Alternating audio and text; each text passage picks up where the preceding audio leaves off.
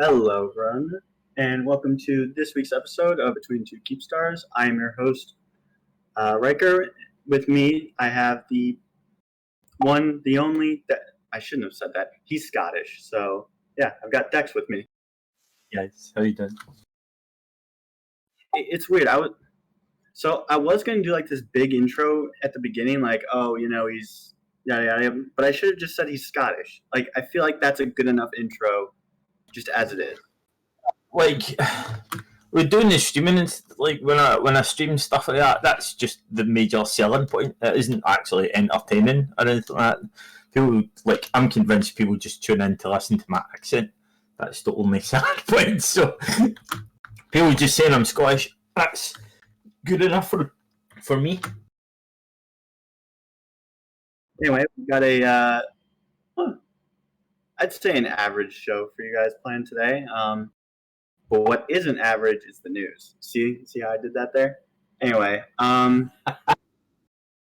so we've got a couple of guests that should be coming on any minute now. But until then, I guess you'll just have to deal with me and Dex, which, I mean, it's not that bad. I personally think it's not that bad. I don't know, it's debatable really, isn't it? Depends who you talk to, really, isn't it? Fair point. Anyway, so a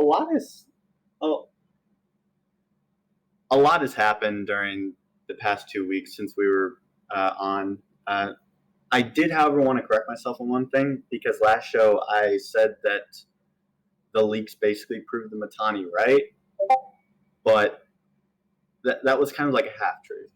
So it proved the Matani right in that, yes, a lot of legacy alliances or smaller legacy alliances seem to be poor. The part where they hate each other, well, that actually was addressed. I think it was by Villy, actually, on one of the other shows that actually premiere on this network. And basically he said alliance leaders, they disagree sometimes, and they fight, because they want the best thing for their guys, which is honestly totally fair. So this whole idea that the legacy alliances, the smaller legacy alliances leaders hate each other, that part I'm pretty sure it was wrong, because like when you have people that are passionate about a topic, they're going to fight and they're going to argue, and yeah, basically it's just how leadership works. They argue with each other until they come to a good conclusion, because at the end of the day, everyone wants the same thing. I would have to agree into it, but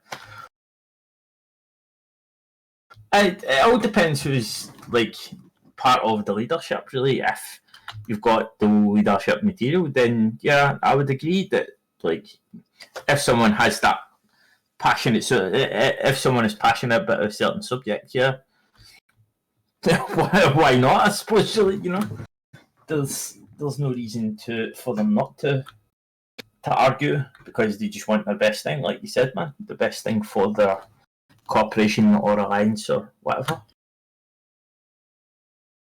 Mm-hmm. And speaking of the Death March to Aquarius, it appears that that Death March really didn't end up being that bad. Just recently, Siberian Squads has actually taken hold of the. Let me look in my notes. Actually, took a hold of the 9 NTAC KR constellation, and it was immediately taken back. Yeah, I was part of that fleet as well. The FC was confirming, yes, Siberian Squad do not own any space now. So obviously, moving over to Imperium has worked out very well for them, as you can see. It's kind of like it's difficult in a sense being part of Horde. You try and remain as neutral as possible, but like you try and I don't know how Imperium do it personally, how they manage to put a spin on it to the point to try and make it sound as if they're winning. I don't know. They've just lost. They only have one bit of space left, is 1 DQ. Am I right? That's it now. So I've actually been thinking about this, and this is going to get us off topic, but that's fine. It feels like the Imperium aren't losing to Pappy; they're losing on their own terms, if that makes any sense. Because like when they abandoned 1 DQ, or not 1 DQ, M2 tag, when they abandoned M2 tag, like that was on their own terms. Granted, they really had no choice because the jammer was going to go up, and we were going to get our guys, out there anyway, or out of that place anyway. So, which, speaking of getting people out, it seems that we just got a bunch of people out of them too. Yeah. Because if you're paying attention to the background of the stream, yeah. Now I'll have a look at. Yeah, okay. I see all the pings now. Yeah, it's something important on the go whenever you're you have 300 odd pings on your Discord. Yeah, it's good, but because I always I kind of felt like it was kind of hamstringing, even if that's what the whole war thing, because everyone was just sitting around talking about M2 for a while. From a neutral perspective, you want some form of progress, if that makes sense. You want things, whether it be Imperium gaining the upper hand or the Pappy or whatever, you just want some form of progress instead of just sitting on top of a Keepstar and drowning in bubbles in M2. Does that make sense? Yes. If someone, say for example, someone in high sec that is not part of the war, you want some form of progress instead of for the next 3 months we talk about M2. If you know what I mean, you want to see something now that obviously goons have left M2 and they've reinforced every structure in M2, and now we've taken over the entirety of the space. They have no infrastructure in place either. Because I don't know, you know as much as I do in terms of, you know better than I do in terms of like how space is taken over and stuff, but goons, all they have left in there is the Keepstar. Am I right? Like something that is operational. Please, if correct me if I'm wrong. Yeah, I'm pretty sure they definitely have more than the Keepstar, but the general idea of yes, they're losing a lot of their infrastructure and Pappy's making progress. I mean, that's pretty much correct. However, what goons will continue to say is that, oh, well, those structures don't matter. It's like, okay, well, yeah, you can say that, and granted, there's nothing that's going to force you to replace them, but like for us, it's just free kill mails, like on Pappy's side. Like, oh yeah, no, we're shooting these undefended structures and we're having to grind. I mean, yeah, it gets kind of boring, but as soon as you get that kill mail, it makes everything better. I'm just in it for the kills. Yeah, the wood green and all that stuff. Like realistically, so one of the biggest things of this war, and one of the things I've seen local, is that people talking about who's the real bad guys and who's the good guys. I mean, I'm gonna be real. I don't really care who's the good guys and who's the bad guys. Like I may say, oh, goons are the bad guys, yada yada yada, but at the end of the day, the bad guys are the people that are red on my screen. Like, yeah, like a good example was like I knew a bunch of guys. I knew a bunch of the Israel. I know a few of those, and they made like for longer than I can remember. They spent most of their time hunting goons, and then they joined. And originally, I couldn't figure it out in my head because they spent such a significant amount of time shooting goons, and then they joined. I couldn't wrap my head around it. But obviously, in reference to what he said, like they analysed they had to look at all the alliances and all the corporations, and if they joined goons, they would have the most amount of reds to shoot. Which is a brilliant kind of a way to approach it, because it points back to what you were saying, is you just want to shoot bad guys. Like what's red on your screen is just bad guys, and that's essentially what it boils down to, you know? Yeah, no, that's pretty much true. So we've gotten pretty off topic, which again is totally okay. So Brave took it back from Siberian Squad. It's interesting. Apparently, Russian Thunder Squad is actually joining goons, which, thinking about it, correct me if I'm wrong, but Russian Thunder Squad is I believe it's a Siberian Squad's corp. Which, believe they are independent from Siberian Squad. I know them from when I was in Lopsec. We joined the Volta Alliance, and Russian Thunder Squad were part of the Volta Alliance at the time. And then he joined Darkness. Yeah, exactly, Shade. They had an MC motherfuckers. You'll see the pronunciation now. But I don't believe they are part of Siberian Squad at the moment, no.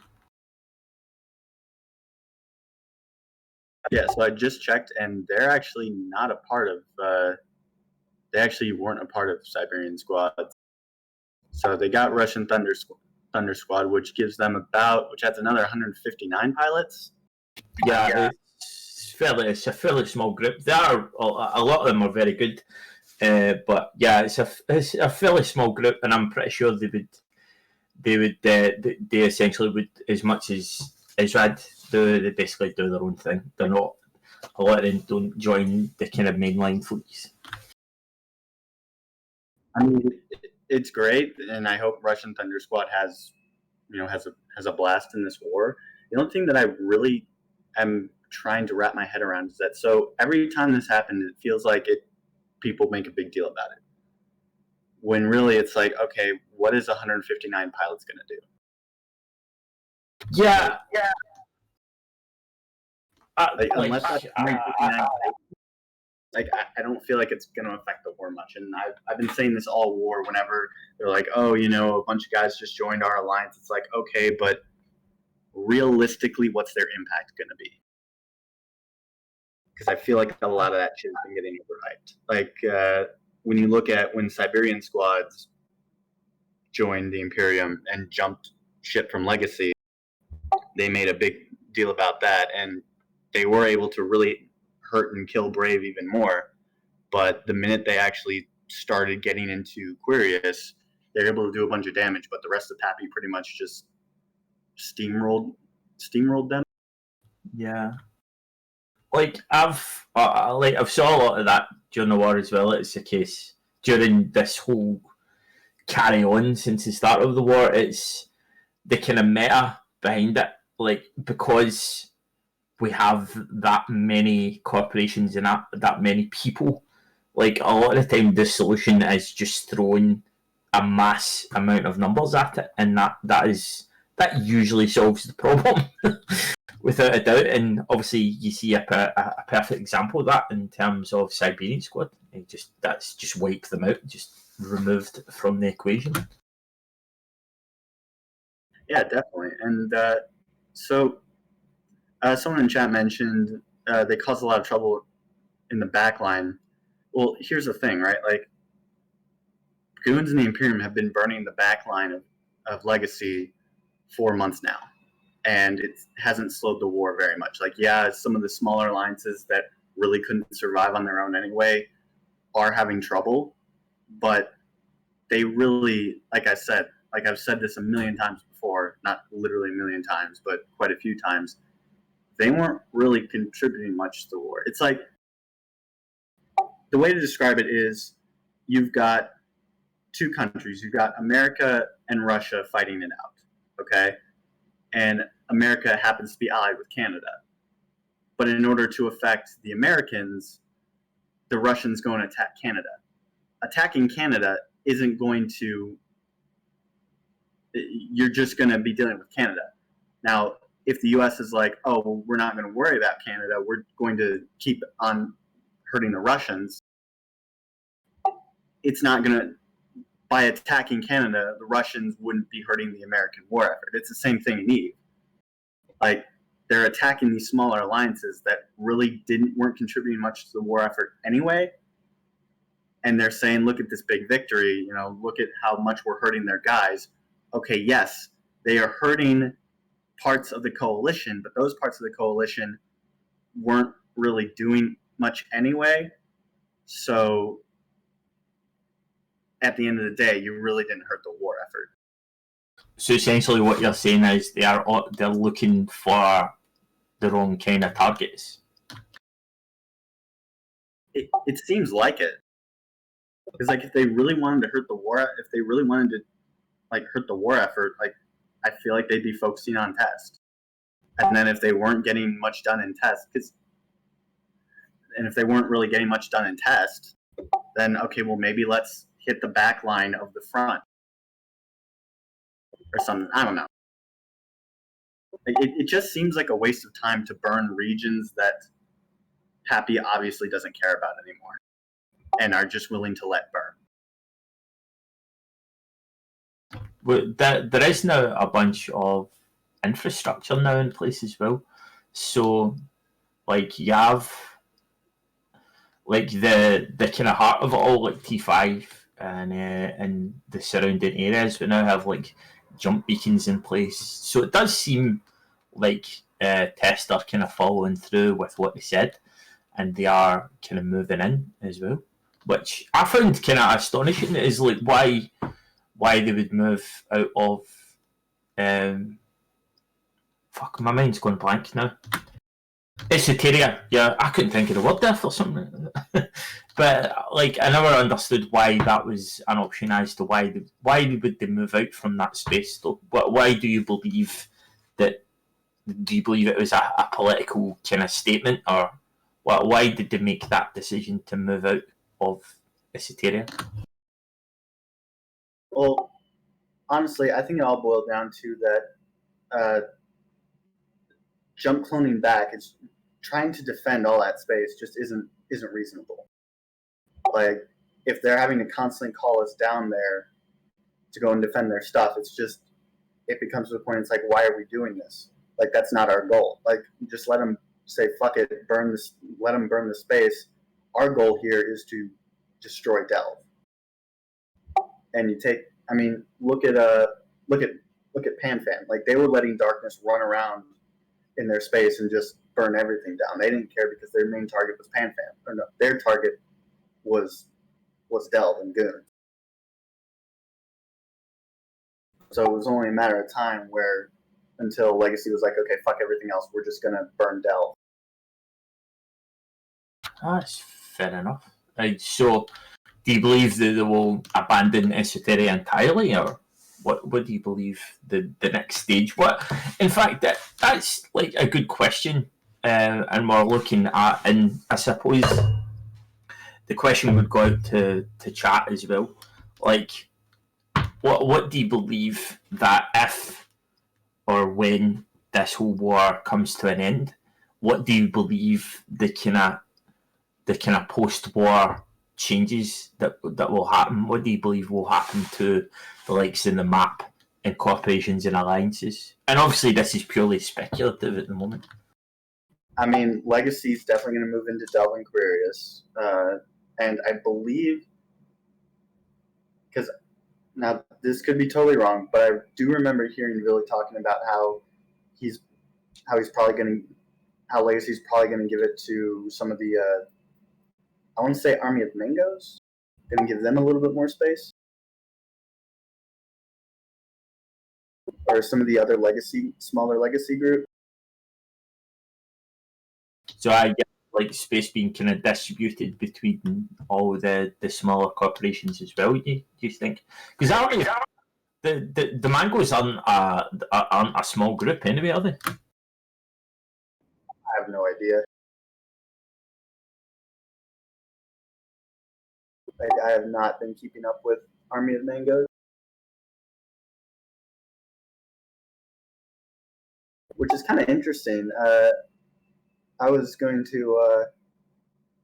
I was speculating on this because I had just recently watched the First Light on the Fifth Day by Rooks and Kings, and it was essentially it was essentially a video on their adventures in Serenity.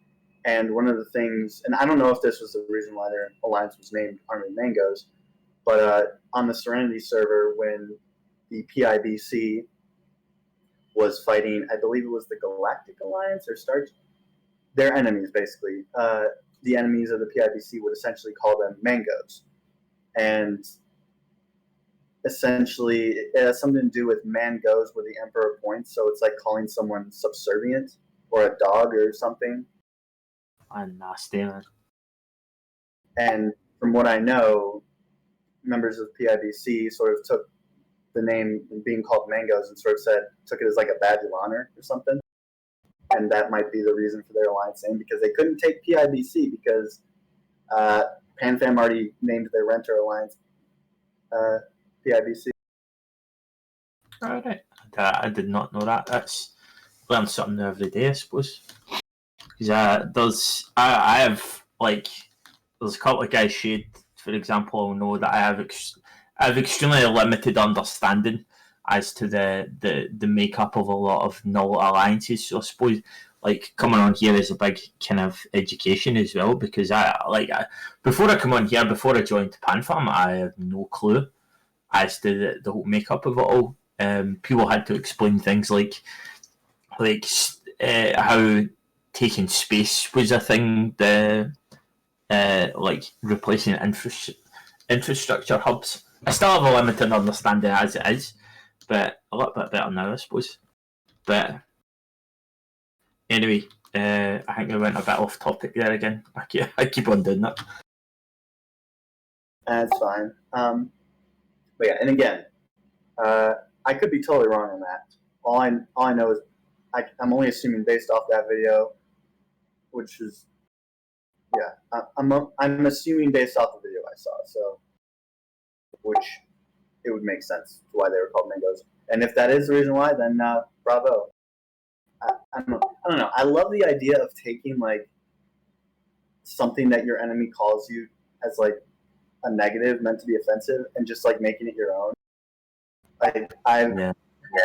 In the Imperium, in the INN Discord server, I've even added at the end of my name certified puppy, because I wear that shit with pride.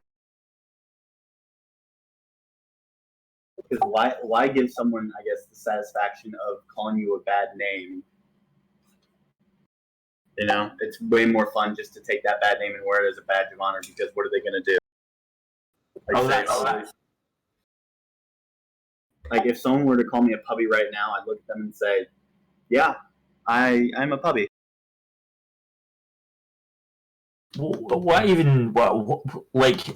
Educate me on the American insults here. I have no idea what puppy is. What is? It's basically what goons have been calling everybody that's not them. I've heard the word being thrown around, mainly by Mittens, of course. Yeah, it's what Mittens refers to us as. I'm speculating here, puppy just means kind of part-timer, like useless or whatever. I'm guessing. I have no idea what it means. All I know is it's supposedly supposed to be derogatory, but I don't really view it as derogatory. It's just like, oh, it's a word. Yeah. But I believe you had the expert systems to address as well, the recently released, or soon to be released expert systems. Yeah, we were going to get into expert systems. Actually, Rain in chat says, I use Pub for anyone who can't think for themselves. Well, I'm an F1 monkey, so then yeah, no, I'm definitely a puppy. Because if FC doesn't tell me to do it, then I can't think for myself. FC what do? Yes, well, we all have that time, don't we? Usually, after like half an hour's sleep or something, you have no clue what's going on. So, you have to have your brain is not switched on at the time. It's happened to us all, I suppose. Either that or hungover or something. But anyway, yes. So, in summary, Siberian squads took the 9 NP constellation. Brave took it back with the help of Pappy, and high fives all around. Granted, they're from what I'm looking at on Dotland, which actually I should probably pull it up so that I don't say something stupid. But that wouldn't be the first time this has happened on that. That has happened on this show. At least that people know about. Because there have definitely been times on this show where I have said stuff that I regretted later, but nobody called me on it. So, hell yeah. There are future shows. No doubt it'll come up again. No doubt that it's just like on a regular basis, people have no idea what I'm on about in terms of my accent. Usually on comms, someone says about like, "Do you come with a translator?" or something like that.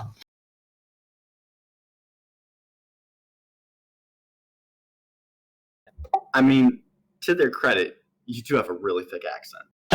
Yes, and this is enunciation. This is me speaking properly. Someone in chat just says, "I hear that Catch, I hear that Catch has lost to Pappy. Any news there?" That's all you, mate. I have no clue.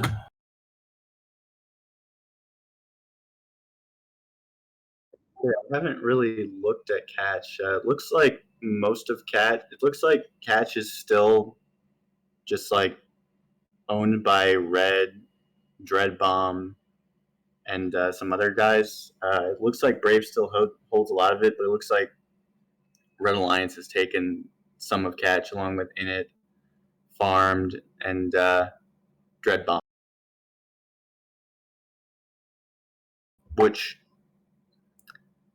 So I'm actually wondering if Dread Bomb is going to come up to Aquarius to continue to fight Brave, because I feel like they could if they want content, but I also feel like that'd be a really bad idea. Because if they come up to Aquarius to farm, Brave, they're going to have to deal with the rest of Pappy, and they're just going to get blobbed out of existence.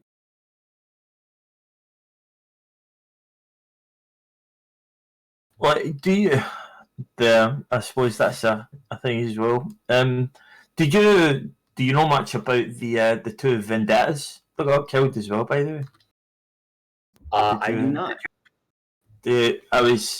I don't know much about it, and there's a lot of it that is a bit upset. But one of the vendettas belongs to Dave Archer, one of the Goon FCs. That's his alt.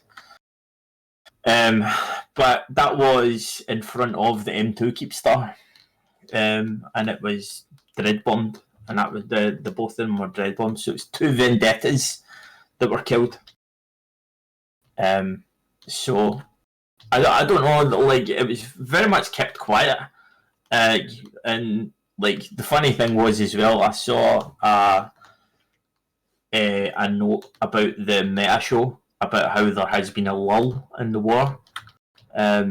So apparently that was an excuse not to publish the meta show, but I don't think there has been a lull considering things like two vendettas. Like, what is it? It's a faction Thanatos, isn't it? People in chat can confirm that. It's a faction super character. Faction super. I don't know. Like, I got to the point of dreads, and I don't really want anything to follow on that. So you guys didn't want those vendettas anyway. Yes. Oh, that's it. But yeah, I thought that was quite a significant kind of win from a win. No, I thought that was something significant to talk about, because yeah, it's not every day you see two vendettas die. Really, is that? I mean, in this war, it's kind of felt like every other day someone loses a super. Also, you could say that we had a vendetta against them. Hey, love it. And yes, I did make that joke. You've been working. Yeah, I think you've been working on that all day secretly. the minute you mentioned that the vendettas, I was just thinking to myself, okay, how can I make a dad joke? How can I make a dad joke? How can I make a dad joke?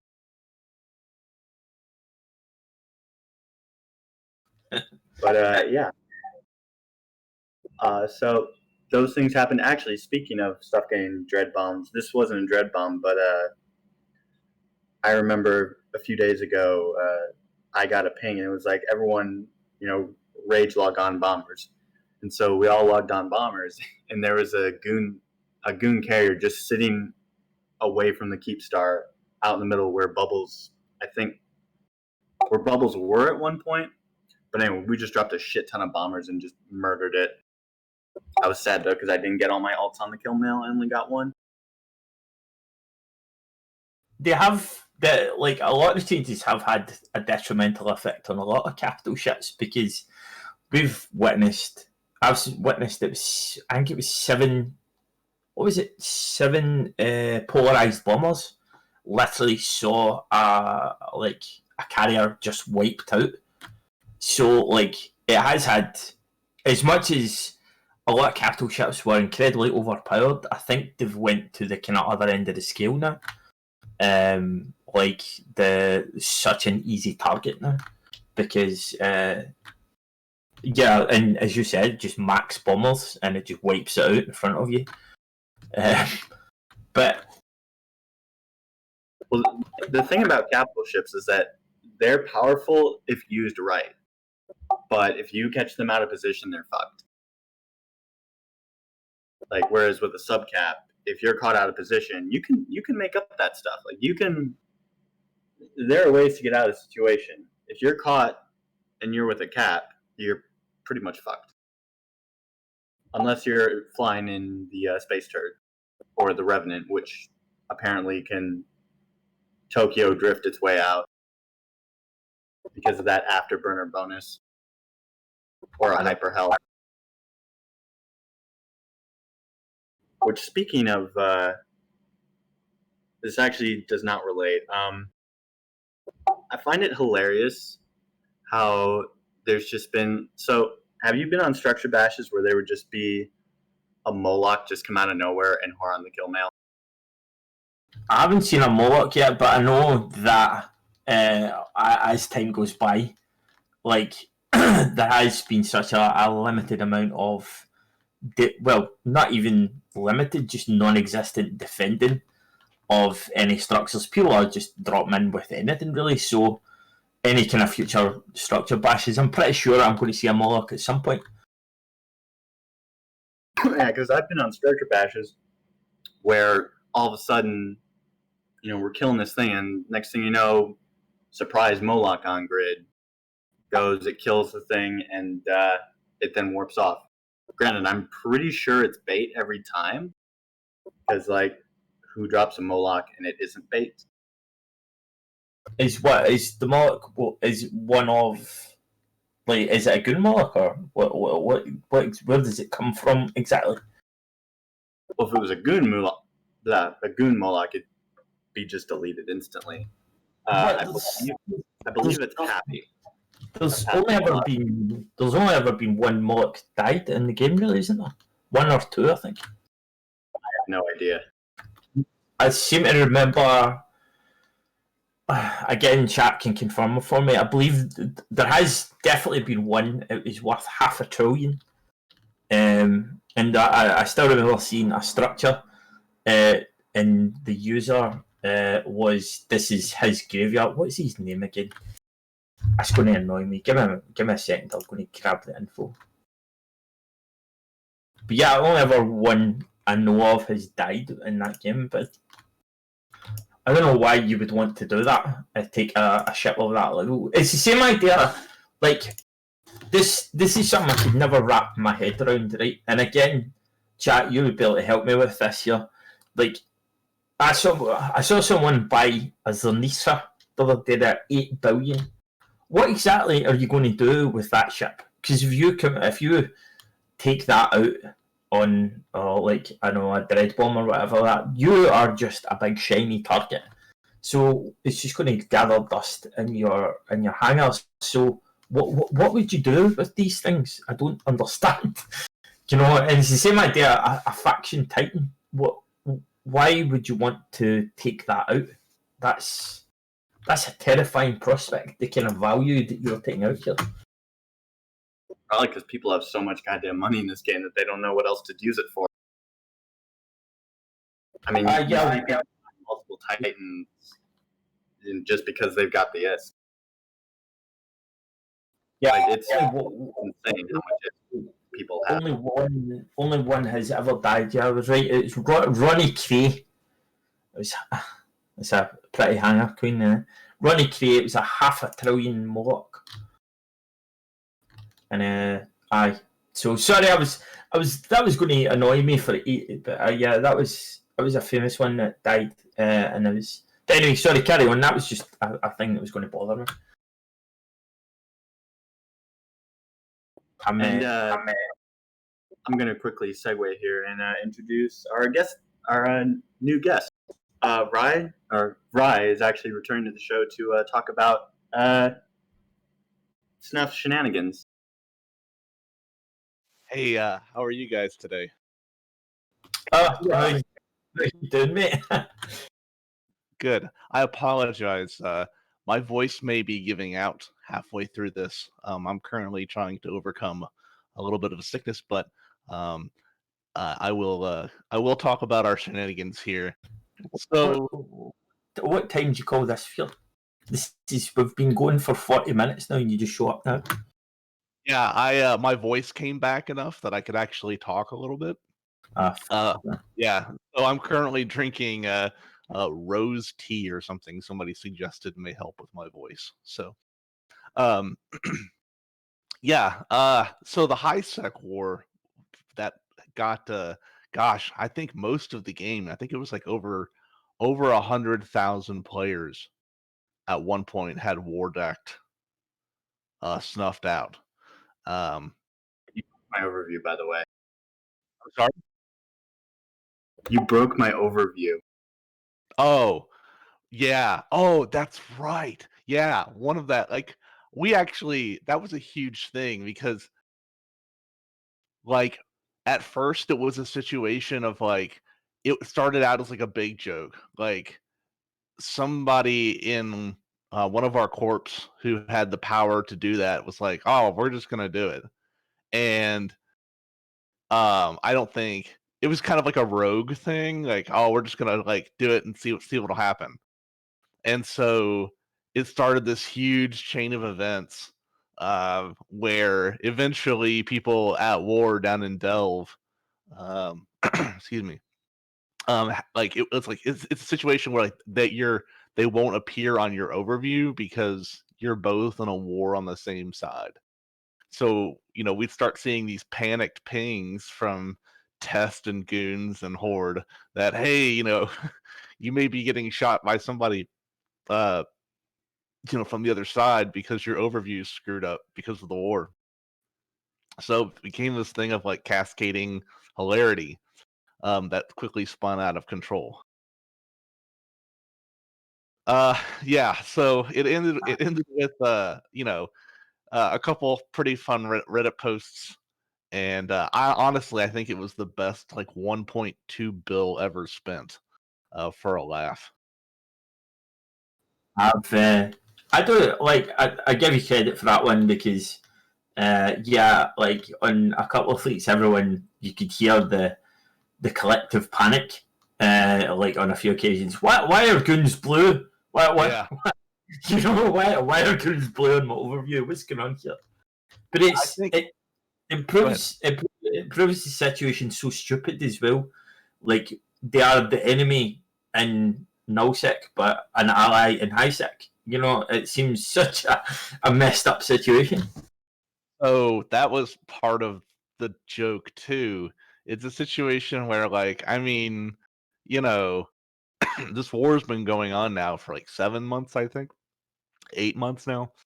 And it's like grindy and terrible, and there's just all this trash talk, and there's this talk of exterminating another group from the game and stuff like that, right? And but as soon as this like moneymaker gets attacked, it's we'll be on the same side in this war and terrible high tech. And I think a lot of people don't like to think that their leadership is in on this like really tight circle jerk that goes on, right? Especially something involving money, but they are. I mean, it's just the nature of nullsec. So I think for a lot of people, having that pointed out was unpleasant, and I thought it was pretty funny. Excuse me. It was no. I'll give you credit.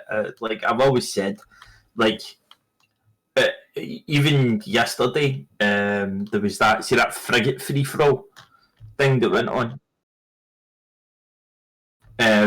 Like there was a collective fear that you guys are going to show up at some point and just ruin everyone's day. So, like, ultimately, I give you credit, and I give you credit for being for good at being annoying, if that makes sense. Well, I mean, we showed up in retributions like everybody else. Like, we just came there to have fun. Nobody dropped supers or titan. We don't like. There's this thing now where people like still harp about something that may have happened to them like 2 or 3 years ago. Like, oh, the Snuff dropped a Titan on me in a small anomaly. Like, all right, first of all, it can't happen. Second of all, like, we don't really do that anymore. With after this latest, The key word here, Veer, being anymore. and like I recognize that, but at the same time, it's like if you go if you go and you expect somebody to do the same thing over and over, like that's changed. I mean, just the nature of the game too. Titans don't have Haws anymore. Supers are, besides a couple supers, are pretty worthless. Like, so it's changed the game for a lot of people. So I mean, so you believe the changes that I've made have evolved your own gameplay? Then is that what you're getting at essentially? So, excuse me, I apologize. My voice may go out here. No. Okay. So, pre EHP changes and resist changes, Snuffed had the highest, and I think we still do, but we did have the highest number per capita of supers and titans, right? Per person. So if you counted the number we had and then the number of people in our alliance, we had the highest ratio. And that allowed us to punch above our, in a sense, because we could power project. But even though we were smaller than a lot of these nullsec groups, we would take on nullsec groups and stuff like that. You saw that when we took on Darkness in 01Y, and I mean, it was Darkness and Ranger Regiment. That was a pretty good fight. It was like a Titan fight without tie-dye, which is almost unheard of in the game. So once these resist changes happened, and supers and titans lost some of their potency, it forced us to adapt a lot of the fights that we take and a lot of the stuff that we do. So I'm not saying it's been a bad thing. I'm just saying like the nature of the game has changed, and we see it. We see the results of it. We see that a lot of groups have, rather than go independent, have blew up against each other. I mean, if you look at Wrecking Crew, I mean, the number of they will literally blow up anything that could present them a threat within 2 regions, right? Mm-hmm. So, I mean, it's a situation where some groups adapt by just making more friends. Other groups adapt by changing tactics and stuff. It just depends. Yeah, I think low sec too. Excuse me. We have the advantage of we don't have SOV obviously, right? So we don't have to forge these alliances to protect ourselves, right? Because what are you gonna do? Shoot my NPC station? Okay. So I mean, I understand Null is an entirely different game for small groups. You have to. It's real politic out there. You have to do things to survive, or somebody's just gonna swallow you up. Yeah, without a doubt. But yeah, it's like it's good to see like meta's changed, but like what from your perspective, obviously, like in terms of the tactics you use, do you still follow the current kind of volley meta No, that goes like um, no, like okay, so yes and no. That's a really good question. Like that's really cool. Uh, no, so like it's one of the reasons why like so you guys fly a lot of hacks, right? A lot of Munins, Eagles, things like yeah? that, right? I hope, Artillery, I hope rails, that's going to change soon, man. I'm right? sick of this saying I'm immune.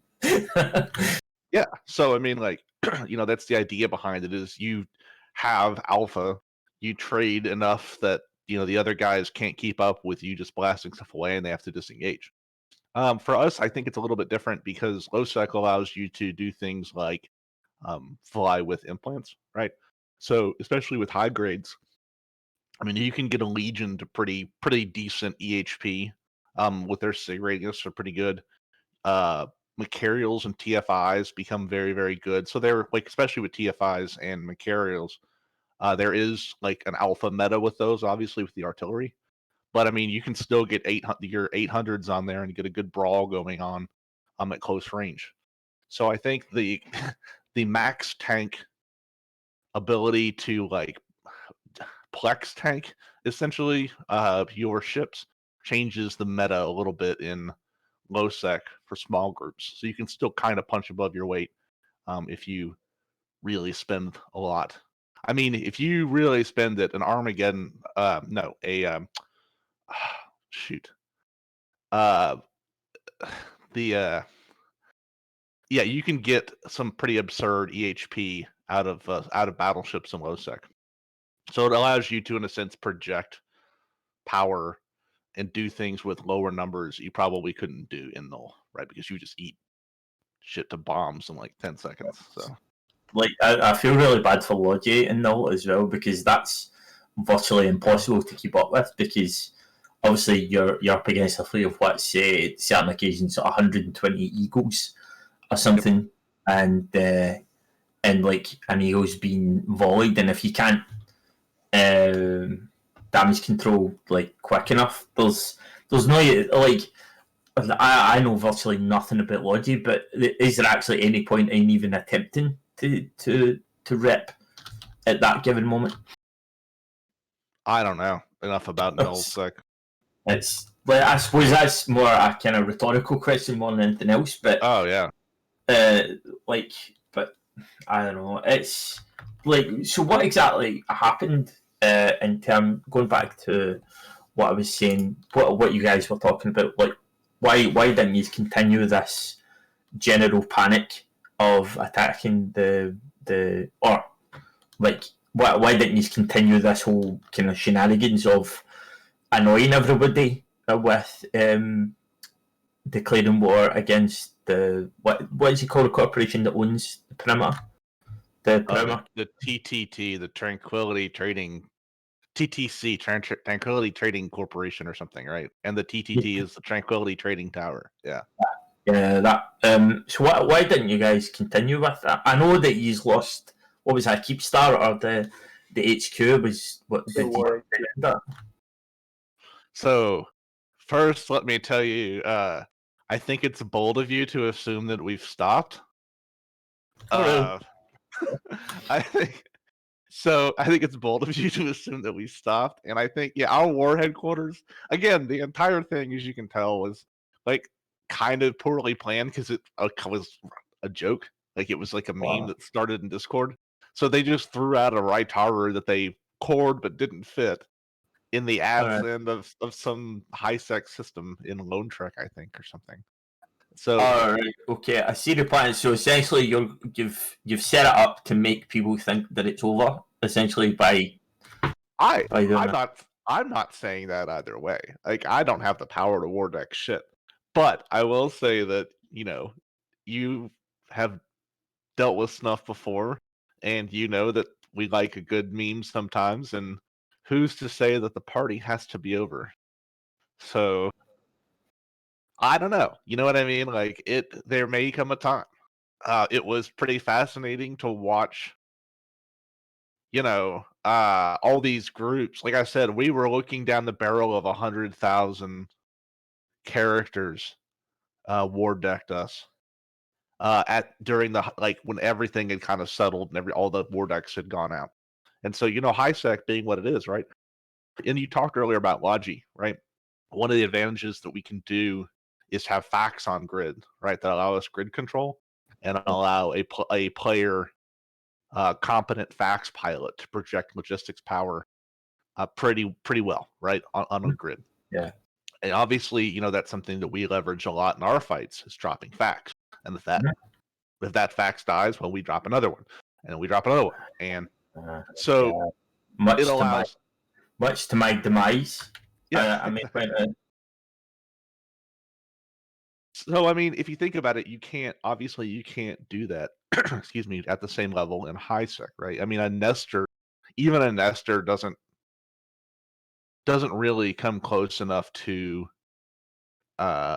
doing anything. And when you're talking about like, I don't know, let's say Goons, Horde, Test all showed up with fleets and maybe Braves too, right? You're talking about several full fleets, 500 or 600 Feroxes or Ravens or whatever it is that they choose to do. There's not a group. We can form 60 dudes on a max dudes ping, right? there's no way. No, There's no way. No, there's no way in hell. And so like people were like, oh, you could just like stash like 6,000 Vexers in a Citadel, and when you die, you just get back in your Vexer and orbit Keepstar and put your drones out. And it's like, that's just not like that's not fun. Like that kind of gameplay is just not. It's not what you're looking for. So it was just this thing of like, haha, we had a good troll. But the current state of things is these groups are in fact, it turns out, willing to work with each other in high sec, even though there seems to be a grudge and a war of extermination going on. But I don't know, man. Like it was fascinating to see. Like we were all kind of collectively holding our breaths because excuse me, Goon Swarm was one of the last groups to war deck us. So it was just interesting to see, like, are they actually going to do it? And they did. So I don't know. It is interesting to see that money does in fact rule at the end of the day over politics, as it does in real life. Well, no, like I agree with you in a certain extent. It was good to kind of stir it up a bit because, like, how long has the whole Keepstar thing been carrying on? The last time I remember, I think there was like a crowd that tried to attack the Keepstar. I think it was a bunch of Vexels or something like that. Volta tried it. That's it was. What was it? Volta, they created like an entirely separate corporation. It was just a mass of ships, wasn't it? Yeah. So the idea was I think for them it was to create an entire alt corp, put alphas in there, and train them into like Vexers or something, right? And then what you would do is just like warp in, orbit the Keepstar until you died, and then go get another Vexer. And it was like, that's a lot of effort, and that's not going to work too. Like, I'm sure Cable was behind all that. I'm sure of it. I don't know. Like, I thought the whole thing was kind of half baked, but I think the thing divides a lot of people, right? Because these your average line member who listens to the rhetoric that goes on Reddit and other places and within their chat channels, and then they see that their leadership is like, hey, I know that your overview is all screwed up now and looks like crap, and I know it's causing you a lot of pain, but we're gonna go defend this thing with the group that hates us. It's interesting to see how they have to reconcile that to themselves mentally. And it's fascinating. I'm not saying like Snuff is like, we're not like, we've worked with both groups before. right? We've worked with PanFan before. We worked with Goons before. We worked with Init. Hell, Init and Snuff were blue like 2 years ago. So I mean, like, I'm not saying that like we're some like super independent entity. I'm just saying we like a good joke, and that's what's important. Because at the end of the day, this is a video game. I like that's it's interesting you say like yeah, like I think that you see a lot of conduct and a lot of behaviour, and like personally, I don't know whether you would agree, Riker, but personally, I believe that someone has that. Obviously, I'm not going to name any names, and that wouldn't be a good thing to do. But like a lot of the time, whenever whenever you see certain ways that people behave, I do feel there are certain occasions where you have to sit these people down and say, "Listen, pal, as much as you're having a good time here, we are still talking about a video game here." So I would agree with you in terms of that. Um, yeah, that's something that we need to remind ourselves collectively, I believe.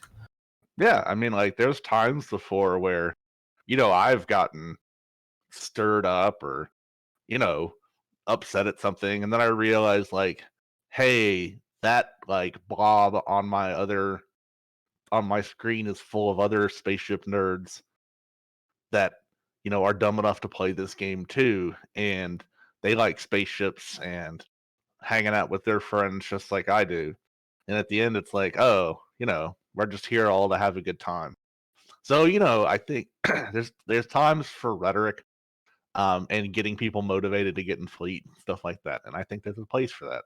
But at the end of the day, also, I think it's important we remind ourselves like this game is full of people who have made terrible life choices and are currently sitting in TeamSpeak or Mumble with a bunch of other dudes and, pressing buttons to blow each other up in space. Well, Like, I'll so I'll take that as a compliment. Thank you. yeah, I mean, like, yeah, like, I've had a lot of friends who I've tried to get into this video game, and they like play it for a couple days, and I even end up going fleets with them, and they're just like, oh, it's not for me, and it's like, okay, it's disappointing, but it's okay. And then in the end, like, you see all these people who are also playing the game with you, and you see them over time, and you're like, hey, you see the same people, and you get to know them even on the other side, and it's cool. Like I think for a lot of people, it's good to remind yourself in the end of the day, like, yeah, you're all just people who made poor choices and play a video game. So, you know. So, can you give us any more information on what Snuffed are up to? So actually, and you can find a stream of our current activities on Twitch. Someone who someone who is very salty has been putting up a live stream of our stagings for the last several weeks. I would. I believe there are certain people that, well, most people in chat dislike Snuff. So if you want, you can put it in the chat as well, because I think Riker, what time is up soon? Yeah. Oh, yeah. We can take as much time as we want. There's no one in the time slot after us. Cool. Well, if you want to put it in the chat, then by all means. Yeah, I will here in a minute. I'll fire it up. But yeah, if you just like search the Eve channels, there's a constant stream from somebody who doesn't like us of our current staging, which is Lantor. So that's like a cottage. I don't know if you like. So guys have cottage culture, but it's like a vacation home, right? Where you go out and you go fishing and go on a little expedition and go hiking and stuff like that. Well, that's what Lantorn is for us. So a cottage culture. That is an actual thing. Yeah, of course. So you have like a cottage that your family owns, you own, and you go up there for a holiday or a vacation and just a time away from things, from the hustle and bustle. So that's a Lantorn for us as we go down and we poke Wrecking Crew or Minmill or Amarmill and the Almamake boys and have ourselves a good time. It's a great opportunity to kind of get away from things. Siege Green is literally right next door. Those guys are insane. We love them to death. Like, they are absolutely insane dudes. Like, they're great, and they always give good fights, and Erestrian's a very good FC. So it's a lot of fun for us to come down and, start things up a little bit and give people content. Sometimes they're the content, sometimes we're the content. So I'm going to put you in the spotlight as well. That I've put it in chat to see if anyone has any questions for you as well while we're here, Veer. So yeah, sure. If you don't mind if you don't mind to ask them, if you see one that's interesting, I don't have Twitch open right now. No, it's fine. I've got it here at all, man. But yourself, Riker, you got much to say on these subjects? Yeah, if anybody wants to ask me some questions, I will answer. Sometimes seriously and sometimes with a meme answer. I'm not going to comment on any ongoing or future operations, but I think some people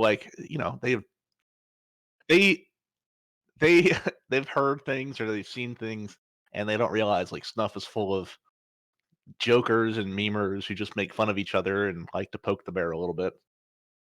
So Randy asks, how much time do I have to get my stuff out of the Amamake Keepstar?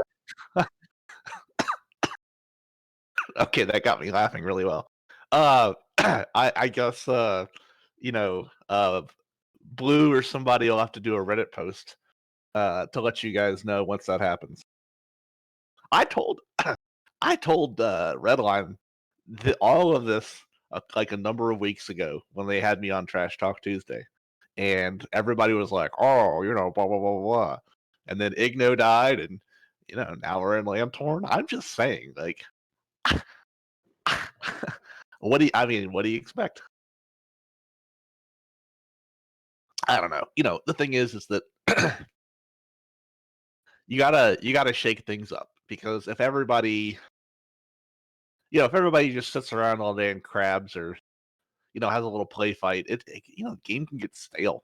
So sometimes you got to go out and you got to kick the hive a little bit and get stuff going. Well, I think that's generally the point of this war in the first place, I suppose, really. Yeah. No, I mean that, like, the fact that Test, last July, June, I think, is when they decided that they were going to announce the campaign. That was pretty cool. Like, I'll be honest, like, I didn't see it happening. I'd heard rumors and stuff that something big was coming, but the fact that Test kind of flipped like they did, right? Where it was a situation where they were like buddy with goons, and they'd have like little Ferox fun fleets for they fight each other, and but it was strategically they would be on the same side for big stuff. And then Test is like, you know what? We're gonna poke the bear. And I that's pretty cool. Like, that takes a lot of guts, especially when you're living next door to that kind of that entity. So that was kind of cool. Like, it was kind of cool to see. And now we're 8 months into it, and the war rages on. I know, what was it, yesterday, Goons abandoned the M2 Hell Camp, which had been going on for 2 months or something. Well, actually, that was going to be our next topic. I guess, Rai, what are your thoughts on that, if you have any? I think strategically, I expected Goons after the first battle of M2, or the one in January, right? I think it was like January 2nd or 3rd, that the Titans got trapped there. I expected them to go after your Keepstars and Null in like NPC space and push back. I think there was a lot of momentum that happened. A lot of momentum was available after M2, and rather than take that momentum, they kind of just sat back, in M2 and camped these Titans in, and I didn't see an attack in PC Null, or I didn't see an attack or push in Aquarius. It was kind of like, it was a lost opportunity. I mean, like, Pappy were on there, from what, again, I'm an outsider to all of this shit, but from what I could tell, Pappy were on the back foot, right?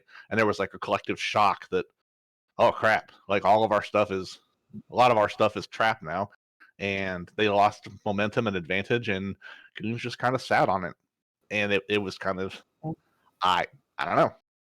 Well, sorry, go ahead, Dan. They did gain the upper hand. Well, I wouldn't say the upper hand, but they did push back to a certain extent. They did take bits and pieces of space. But I believe there is a section in Delve that PL own, and the Goons took a part of that. Rain, you are, obviously you have more information than I do, but they did push back briefly, but they never held on to that. They, as you said, they kind of sat on that, and then obviously we made that push and then just took it all back again. So it was surprising to see them all just kind of sit on that. But yeah, no, they did push back to a certain extent. So I would disagree in terms of that. But I don't know enough about the geography of Delve, but I know that currently the escape route for Supers and Titans out of 1DQ is looking rough, right? Based on system jammability and the death of Keepstars and stuff like that. So I expected there to be a bigger push on, ensuring a clean route if things went downhill. And I don't. Again, maybe there's some like grand plan that I'm not seeing, and God forbid anyone ever put me in charge of anything. But I just don't see currently that. Maybe there isn't an escape route. Maybe that's the whole point: is you burn the ships behind you and you really hunker in. All I know is that I'm glad I'm not a member of Pappy going into 1DQ, because that is going to be a butcher's bill and a half. In fact, that's going to be multiple butcher's bills. So, best of luck in all that. What's interesting, Brian, about what you said, about how you said that it was a missed opportunity, but a lot of the actual like Pappy FCs I've talked to have said, yeah, no, they should have really went in and pressed their advantage, but they didn't. But it seems like they're more concerned about saying, well, you're attacking us, so you should come and get us. It's time for you to nut up or shut up. It's like, well, we've been doing that. We've been killing your stuff. So I don't. Yeah, honestly, I don't know. Like they're choosing defense, but they're not attacking. Like, in order to win this, they're basically counting on the fact of PanFam's going to go home so that we can then kill Tess once PanFam goes home.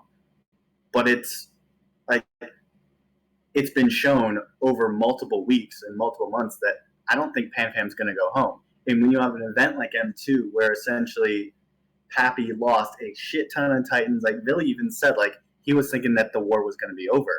But then you had PanFam FCs step up and really start to hand victories back to Pappy and really regain the momentum. Like, there's nothing better to build bonds than going through something traumatic together.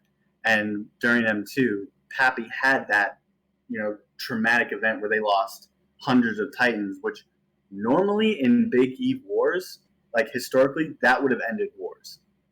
But Pappy stayed together. And it's kind of put Pappy in a situation where it's like, okay, if we can push through that together, we can do anything together. And I think that is just to only strengthen the bonds and to only instill more resolve in essentially Pappy. Let me also say that I am looking forward to the breakup of the Blue Donut as much as anybody else, and the end of the war in Delve, because I'm looking forward to going back to hunting people in Supers and Titans in Delve again from Delve NPC space. So I'm looking forward to the end of this war either way, because my dreads have been sitting unused in NPC null now for the better part of 8 months. So like I said, I think, okay, in order for there to be a war against Goons, there has to be the current situation, right? Like, there had to be a blue donut, a blob big enough to take on these guys.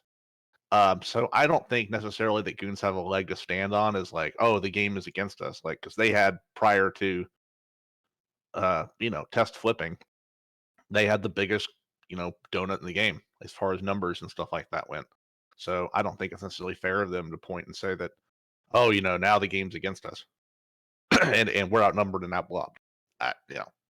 But at the same time, like, I don't know, like, I think there were a lot of missed opportunities there, and I'm glad I'm not calling any shots, because I don't know. maybe there's some strategic thing that I'm not seeing, and sometimes there is, right? Where these decisions are being made, and you don't know why. But I saw a little bit of pushback on the iHubs after M2, and then it kind of fizzled out. I was like, oh, okay. And then now it's reached Strat 6, and the jammers are online today or something, and that's it. Like M2 is dead, essentially. Well, and what's interesting is that like there really hasn't been much of like push. There hasn't really been a push to stop the M2 jammer from going online. Like, yeah, there were a couple attempts, but we immediately rage formed Munins, got in there, killed their stuff, and secured the iHub. Like there were, I think at most like 3 fleets that went on. Well, I think to the iHub. This is a situation I think where I think Mittens said it in his thing yesterday, his fireside yesterday, right? They were hoping that they could get another Titan fight out of it and really drive the nail home. They were gonna I think they were hoping that like Pappy line members who had a Titan trapped in there, rather than just like, unsubbing the account and not paying for it for 2 months, would like be pushing their leadership to get their stuff out and force another Titan fight. And I think that the fact that that didn't happen, is disadvantageous. And I think in subs, I think Goons are going to get beat almost every time, right? Because Pappy just have, you're talking like, you guys can form like 3 different fleets, right? And Goons are forming 1 fleet of like 250 guys, but you have 3 fleets of 200 guys. So there is a subs advantage there. So I think trying to force the Titan fight was cool, like it was a good idea, but I think it was a lot of wishful thinking, because I think that they were hoping that line members with shit trapped in there would have been upset, and I think a lot of people were just like whatever and just unsubbed the account for 2 months. What's interesting, is that historically in this war, Pappy has always taken things and done the safe and more strategic route. And they continue to call Pappy cowards. They continue to, shame us and say all these nasty things and trying to convince line members that, hey, this isn't worth fighting, but it hasn't worked for the past 8 or 9 months. Like, I feel like I feel like it shouldn't come to them.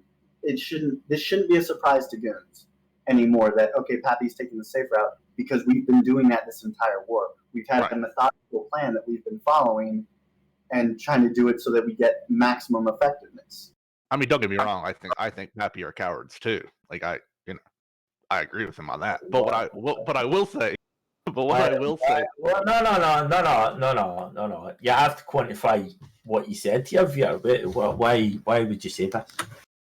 Well, it's Test and Horde and NC and PL, and I just think that there's a lot of groups in there that are very risk averse, or not, that would rather, if there's a big number, they'll take the fight, and if there isn't, they're just going to either blob you more. So like I said, I don't necessarily disagree with Goons on that front, but what I will tell you is that, I think one of the things people don't realize is when Villy said they called it like the Snake Coalition or Python Coalition or something. There was some meme towards the beginning of the war, right? Of like a snake, right? Where you just, an anaconda, that's what it was. So the anaconda coalition, where essentially we would slowly constrict Goons. Right. I think a lot of people on the side of Imperium didn't realize what he was saying. And I think you're seeing that. Like, it's no rush. Like, war is now a way of life. Our people are used to it. If they need to crab, they can go back home and crab and come back to the front line with a jump clone. And, it is a slow, restricting thing. And I think a lot of people in Imperium didn't realize that he was serious when he said that, that they were planning on these long, drawn out conflicts like M2. Like, rather than take a Titan fight, Pappy elected to wait for the jammer. And that is an anaconda. So that's not necessarily, like, if you look at the bigger picture, that's not necessarily a simple case of, as you said, cowards or anything like that. That's based on the mechanics. Is making that possible. Right. And in terms of what you said, out blobbing each other, that's not necessarily an independent decision. That is a kind of culture. If someone sees an opportunity to out blob each, so it's going to happen. I don't disagree with you. You're right. Like CCP's mechanics, favor that now, especially, one of the side effects, and you just said it, like one of the side effects of the EHP nerf and the nerf to resist and things like that is, a lot of remember like back in the old days when PL and NC and some of these groups would take these really outnumbered fights, right? Using Proteuses and Legions back before the nerfs and stuff, and they would fight outnumbered.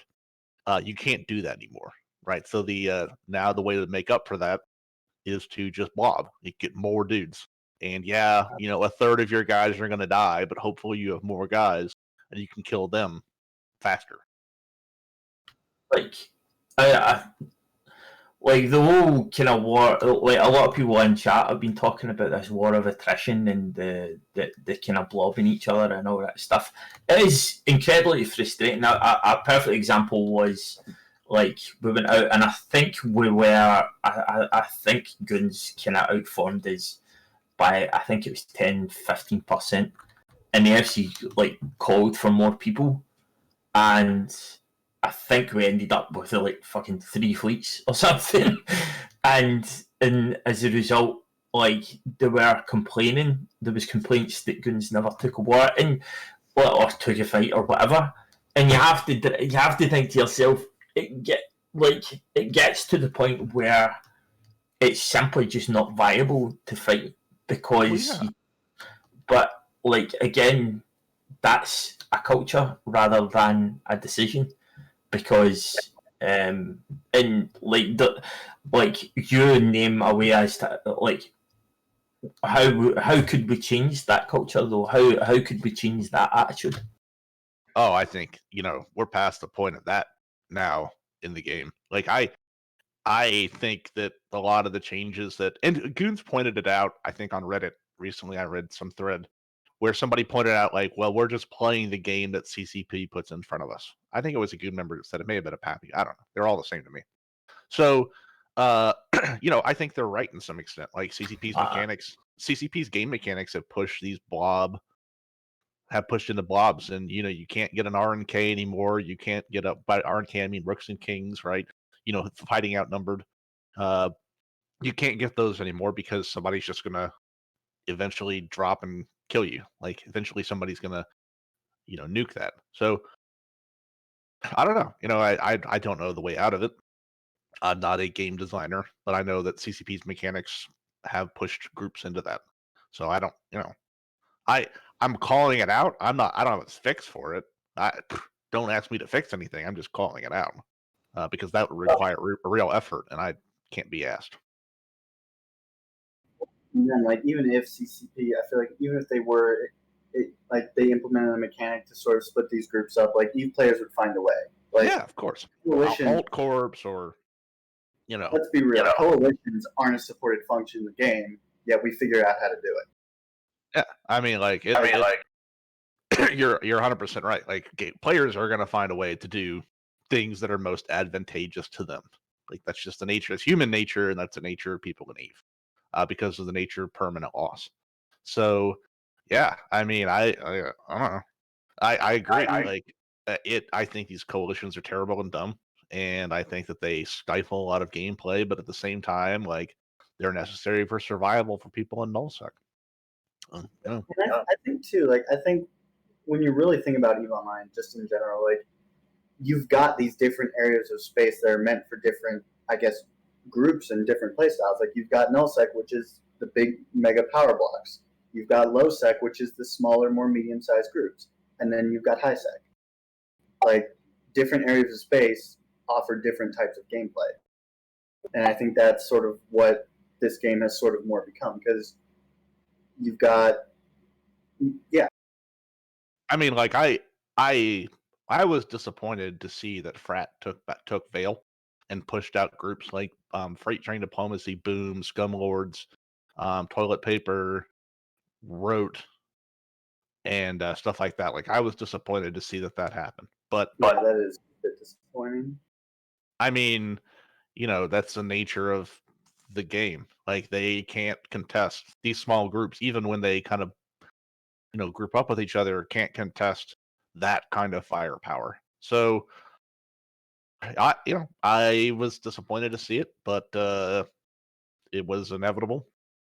So I don't know. Like it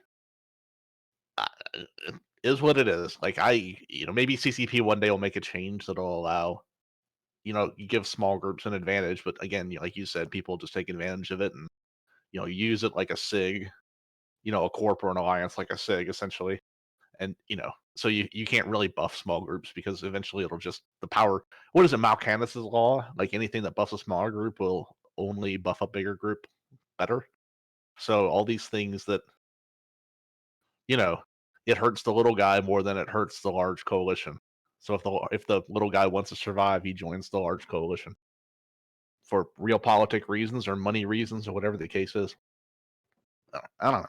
I don't have any fixes, but I can tell you that it's been interesting to see how long. I know this isn't the longest war in Eve. I don't know. The Great War lasted 3 years, right? It's very much before my time. Yeah, but I mean, at the same time, like it's been interesting to see like will Pappy stick together, right? I know. Stick together. Well, I mean, like I know in it, and some of the other groups have made some inroads into Catch and Faith Abolus and a couple other places, from their staging and Curse. So it'll be interesting to see that, Brave. I think I said it last time I was on this show too, like where Dawn was talking.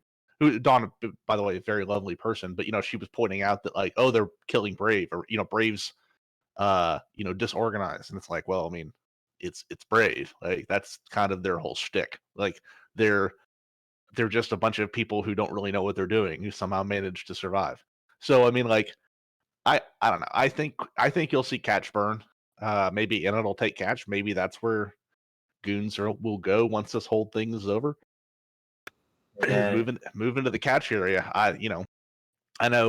What is it? Havish Montauk from Goons has a sig there in Catch helping in it. So maybe that's the foothold for future plans.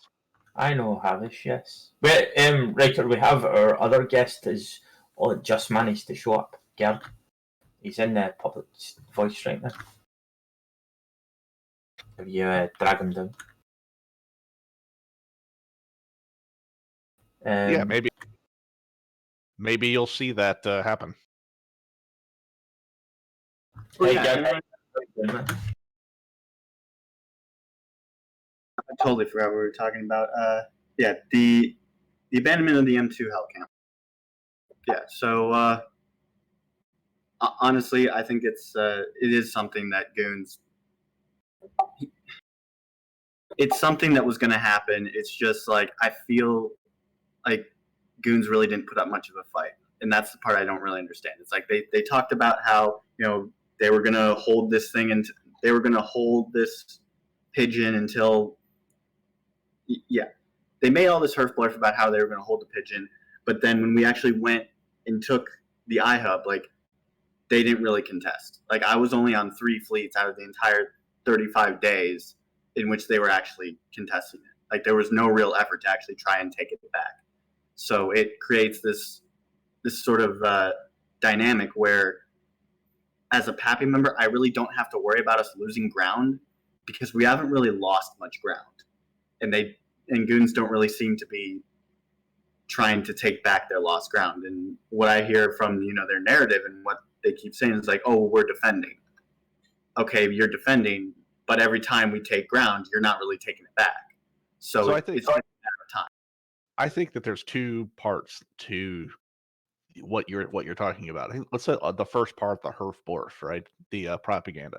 Like, how do you reasonably motivate nerds to log in and play in 10% tie-dye, right? Like, or every time you take a gate is a 30 or 40 second load time as you go from gate to gate because your fleet's so big. Like, how do you motivate people to do that? So you have to create this narrative, to create the story, to to get people to log in. Like, you want people to fleets, you want to have fun and maybe win the objective, and so you have to create these narratives. And I think that's what you're seeing. Like, even though people are like, oh, it's not true. Like, that's right. It's a story. Like, just take it for what it is. It's propaganda. Like, come on.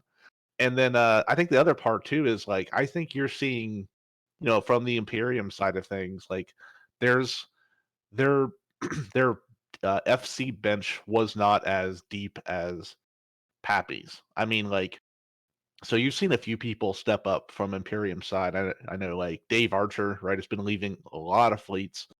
Tom Flood, a couple of these other guys who were kind of no names before, and now they've got some pretty significant keys because they've stepped up and done some FCing. So you have a couple guys from the Imperium side you've seen who step up and do that. But on the Pappy side, there's just a lot more depth there, right? And how do you stop somebody from burning out? I know if I had to, like, lead multiple fleets a day, every day for weeks, I would hate my life too. So you can't really blame them for that. So, I mean, I think that that's just the nature of things over time, right? Like, yeah, you didn't see a lot of push for him too because you guys time things. I think your all SOV is set for US time zone, I think, right? Yeah. So, I mean, like, there's a definite numbers advantage over goons in US time zone. So, you've seen Asher at AFK a lot recently because, I'm sure the guy's burned out. I mean, whenever he's active, he's doing a lot. There's So a lot of trees in his local area as well. I don't know. It just feels like it's not helping anyone to where you're saying one thing and then just doing the exact opposite. well, I Like, mean, it's a narrative. Like, yeah, I mean, the herf blurf and the propaganda and the beating of the war drums and stuff like that. Like, you have to expect it because you got to get people to log in. Like, you don't want your team to just give up and roll over, so you create this narrative. And even when things don't work out like your story said, you create some other story to cover why that didn't happen. So I do I think that goons are gonna eventually get kicked out of 1DQ? Yeah. Like, eventually it's gonna happen. There will come a tipping point. But, like, these guys have put up a fight against a large portion of nullsec for 9 months. You gotta say that that's pretty impressive. Like, all things aside, at a very objective level, it's pretty impressive that they've held out this long. Gerg, I believe this would bring us to the subject you wanted to talk about. If you're with me. One of the interesting things is that back in 2009 there was an article written describing how a failure cascade actually happens, and the author specifically points out that while people keep assuming that some big loss uh, is the kind of thing that's going to end an alliance, uh, a far more insidious thing that can destroy an alliance is when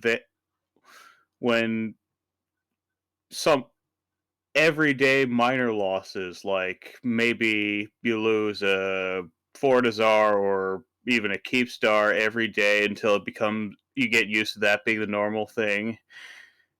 If that becomes normal and that's just something you can't get away from, that's a more insidious danger to an alliance, according to this article. Do you remember who wrote that? Ani. Yeah, in 10-ton hammer. That's right. It was actually a really well written article. Like, I thought it was, and it still holds true to this day, right? Is there Yep. becomes this cognitive dissonance where, everyone around me sucks. Like, all the guys, like, nobody's logging in. Everyone's terrible. I'm just not going to log in too, right? And there becomes this cascade of events that happens that eventually, the war is already lost mentally. So I think, to avoid that, you have to create a narrative or a story to get people to fight against the odds. And maintain that morale. I think they've done a better job than most alliances at avoiding it. Like, I think that at most other alliances in this situation would have collapsed already, but I Yeah. don't expect them to hold out forever. Right, and yeah, I mean, you said it correctly. Like most alliances would have already eaten. I mean, against a force that size, would have already disbanded or collapsed or just taken their toys and moved on. But if they have a good internal culture, right? They take care of their people well, right? I know Karma Fleet is still doing Corp SRP on top of the normal Alliance SRP for things, and that gets people to log in. Like when you're taken care of, I think too when there's like our backs are against the wall thing, to some extent that's a bolster for them. So I hats off to them. Like it's been pretty cool to watch from the sidelines.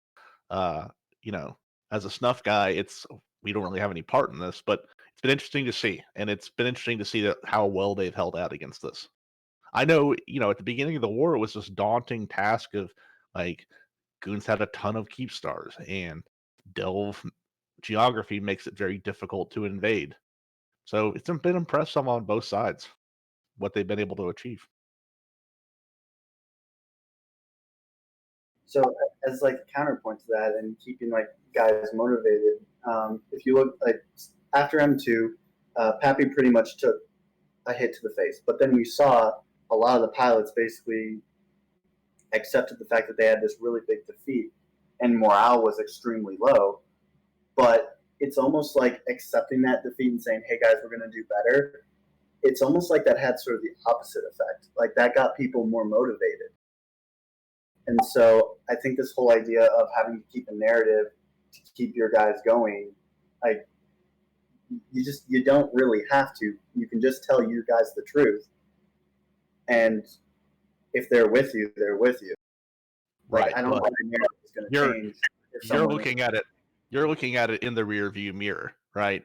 Like, and you said it earlier. There was a huge punch to the face. So I think that there was a moment of time after M2 of stunned silence, right? Of just like, whoa.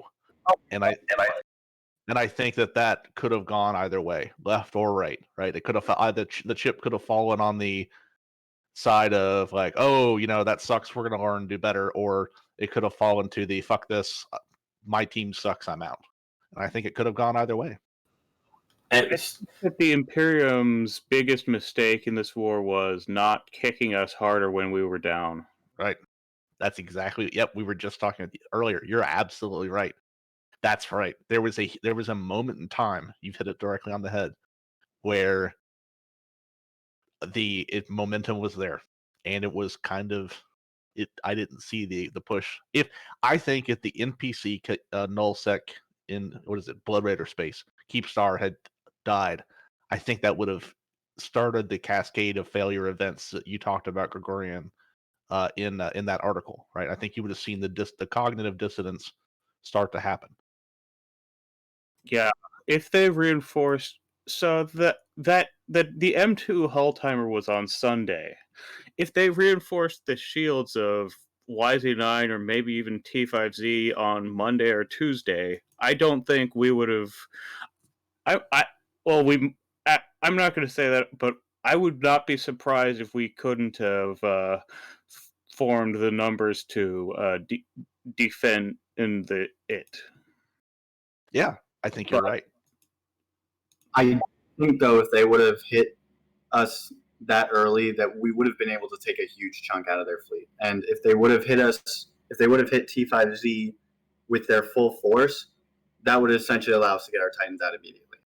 Well, I think Goons are big enough that they could have held the M2 camp and attacked Keepstars. And I think that there would have, and you kind of talk about it, and Gregorian hit on earlier, right? What you want to do is sow doubt into the enemy that, they're able to contest against you. And I think attacking YZ9 or something like that early on, like the next day or the day after, right? There would have been still this like shock of like, and I think a lot of people were tired too after the M2 fight, like physically and mentally exhausted. And I think that there could have, even if nothing came of, even if the Keepstar didn't die, right? Just the fact that they were able to reinforce it into shield or armor would have been a morale shock. And I don't know. Maybe there's some tactical reason why that didn't happen that I don't know about, but I don't know. Well, another thing that we're seeing that is tactical is that Merkel-Chan actually just recently, over I think it was last week or this week, actually held a court meeting and basically said, "Hey guys, get all your stuff out of proprietary structures. We're probably gonna lose them, and get it all to 1DQ." And sort of piggyback off of what Gregorin said, like the whole losing stuff daily.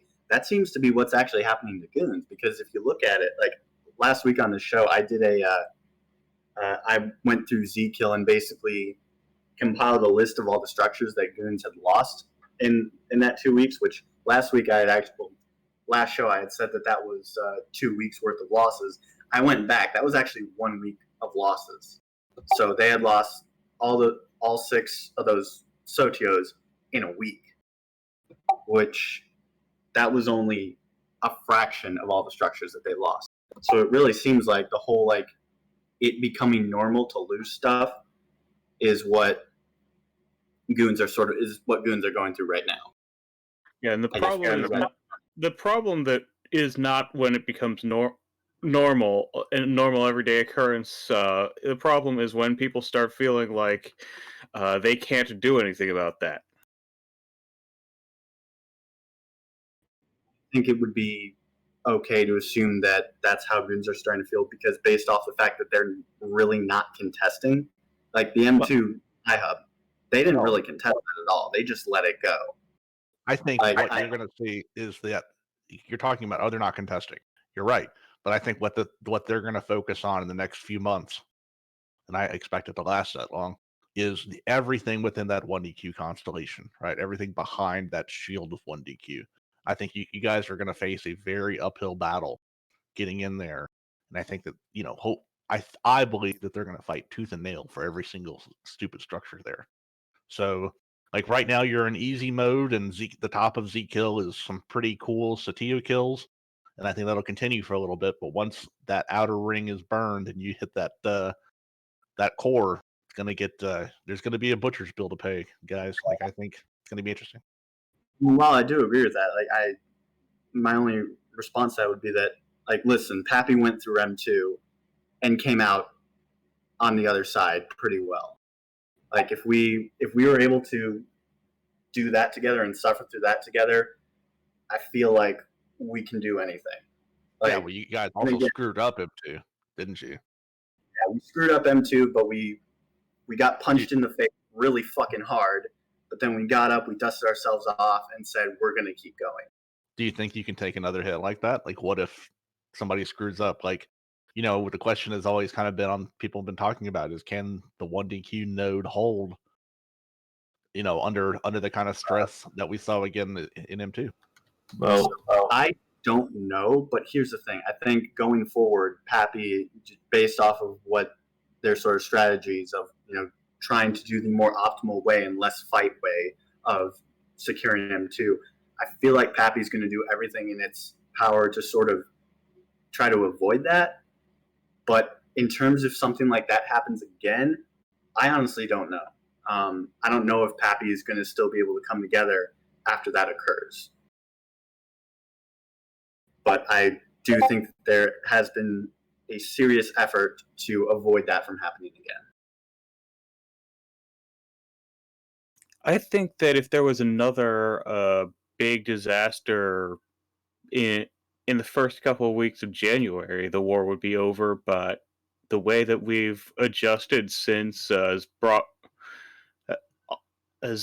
honestly feels like we're less likely to fall apart now because we've been through that. And again, like you said, goons did not take the initiative when M2 happened, and that really bit them in the ass. And if that were to happen, if M2 were to happen again, there's nothing saying that goons are also going to take the initiative, the next time. Because while if you guys goons, are, sorry, go ahead. no, I'm just saying while we're talking and while this is going on, while goons are turtled up there, in it, and some of these guys are in the backfield doing a pretty good job of burning stuff. So the question is how long do you guys, push against the wall while stuff in the backfield burns? Well, I was saying that they should be doing that in July when the war began, and I was surprised when they didn't do that. Yeah, I was. Yeah, I also said that back quite a while ago. But also, one of the things that I actually pointed out early in the show was that while yes, they are burning in the backfield, they're attacking these. They seem to be attacking alliances that really aren't really contributing to the war much. Like a lot of these. Whoa. Are you telling me that they're asking for it? I'm not saying that they're asking for it. It's just like, so I made this analogy previously, but let's say America and Canada are allies, and America goes to war against Russia, but Canada is like, yeah, no, we're going to stay out of it. As a result, Canada's like, okay, well, as a result, Russia attacks Canada, and they're like, haha, we're destroying Canada, yada yada yada. That doesn't affect the U.S. war effort because the U.S. is focused on killing Russia. They'll just let Canada deal with their own stuff. They want Russia. So I think that's a hell of an analogy. All right, but at the same time, like I don't know, like it's a situation that you kind of said it. You kind of said what we're all thinking in that. Well, they're not really helping to the war effort. Do they deserve our help or attention? I think that's a good question and a good thing to ask. Like, I mean, Brave seems to be putting pretty good numbers into Pappy fleets, and their stuff in GE TAC is looking pretty rough right now. Well, back in the summer when I was first saying that this is what they should be doing, attack some of the smaller legacy alliances in particular. The response that I got was usually something along the lines, "Well, we're the defending side. We don't need to be doing this." Oh, so like the plan was for them to hold back the, to sit in place while the big boys slug it out on the field. That they sit back, crab, and relax, and make sure nothing happens in the backfield. But I guess my thing now is like now that that's happening, and a lot of these groups are having a tough go. Are they worth defending? No, when I said that goons should be attacking these smaller ones, the goons didn't really seem to think that they had any reason to do that. Oh, yeah. I mean, I, I, I, I think you're right. I think if you said it that they should have been doing this in July, I think you're 100% right, and I think you would have seen a faster collapse of Legacy.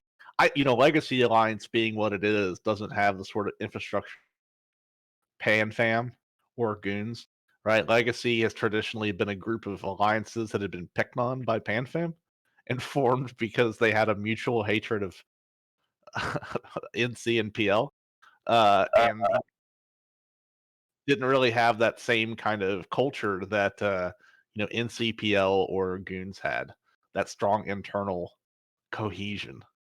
And I think you see that a lot. Goons are properly applying pressure to the right group in this sense because a lot of these smaller groups are not well coordinated. Like your Fed Ups, your Watchmen, some of these groups are having a very rough go because they don't have FCs or they don't have, there's not been a lot of lending going on. Yeah. Well, and part of it too might be because they've been pushing on these small groups for months, right? And it really hasn't seemed to have affected the war effort.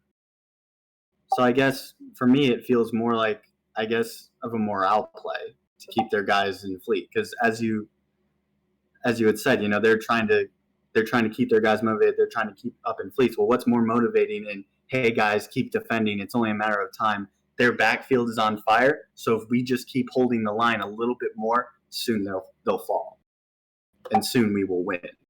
Yeah, but it's not affecting the average test member or the average horde member right now. What if it starts to, right? And then that thing changes. Does that make sense? I I don't foresee it happening, because every time, I've talked to other FCs and other people in PanFam, I've said, well, what about Brave and Catch? They're losing all their stuff and all that stuff. And the response I get is, well, we're not in our home space defending our home space. Darkness was murdering our stuff, yet we're still here fighting.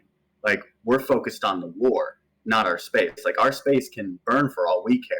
Yeah, we and just at the beginning of the war, Vince Draken said that NC would not go home for anything short of the NSI Keepstar.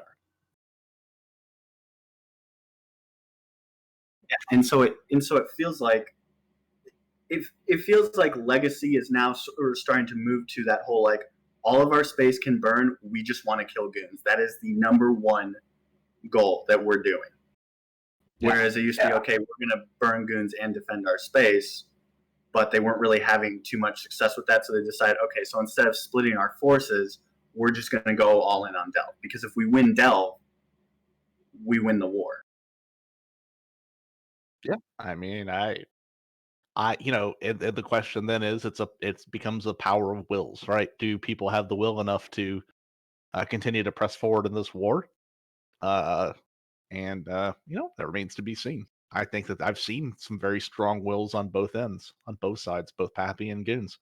So it'll be interesting to see which side breaks first. And I will say, though, every time I did make a little thing to where whenever I see someone on the other side say something like really, really dumb and memey, like, oh, Test is toxic, Pappy's toxic, yada, yada, yada, that just gives me just a little bit more motivation to log into that next fleet.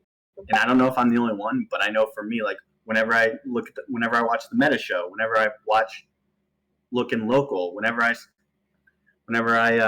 see people in chat talking shit, like, that gives me just a little bit more motivation to continue to fight and to continue to log in. Yeah, but the other side's having the exact same experience, right? Especially too, you talked about the fires of M2 forged Pappy into something stronger, right? So that in the face of adversity, Pappy, bonded together and, pushed back. That's cool. That's really good. Like, and you're right. But at the same time, I think Goons have that same kind of, like, they've been on the back foot now for 9 months, and now that they're finally into the final bit, right? The final bit of Delve remaining. And I think that same fire that had forged together Pappy and M2 is going to forge together Goons in 1DQ. Because it is really the final option. And maybe, as we talked earlier, the fact that they don't have an escape route, maybe that's part of it too. No better way to motivate your guys to fight than burning the ships, right? As the famous conquistador did when he came ashore. You burn the ships behind you, and now your guys have no choice but to push forward. Yeah, the thing is that there is an escape route. People. This is a game that we're all playing by choice. No one is forced to play this game, so there's always an escape route, and you can always find different people to play with. So they need to keep their people together. Right. They need to find ways to keep people together and not wanting to take their play elsewhere. Right. And I think in that sense, like, I mean, there's always asset safety, right? Worst case scenario, you just asset safety an entire Super and Titan fleet, which would be really interesting if that happened. Asset safety to a system with a Pappy Keepstar. What, Ermelin? Yep. God, you guys have Keepstars everywhere. What's interesting too, and is actually, I totally forgot what I was going to say. So I don't know about anyone else too, but one of the things that I actually really didn't enjoy in this war was going on fleets and causing trouble, and then seeing how it was reflected. Sort of like when that stuff happened with the Keepstar, where the tree fell on Asher's house. You had Brisk go on the meta show and say, like, "Hey, listen, that Keepstar died because Curious George cut down the tree that fell on Asher's house." Like, that was far be it. Curious George has been the biggest motivator for me, as well as the meta show, to go on fleet. Because know every time Pappy does something, it's going to get blamed on Curious George. And I love seeing the shenanigans that monkey gets up to. I was stunned by that as well. As suddenly Imperium only ever had one FC that evening. That was pretty weak. That was a pretty thin plot. Yep. How many FCs does the Imperium actually have? I mean, like you said earlier, there are a few who have stepped up to do stuff, but the top level guys like Asher, don't they don't seem to be around very much nowadays.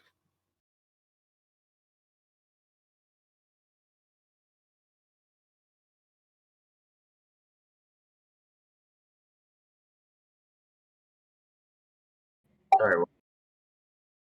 Yeah, well, I mean, I think.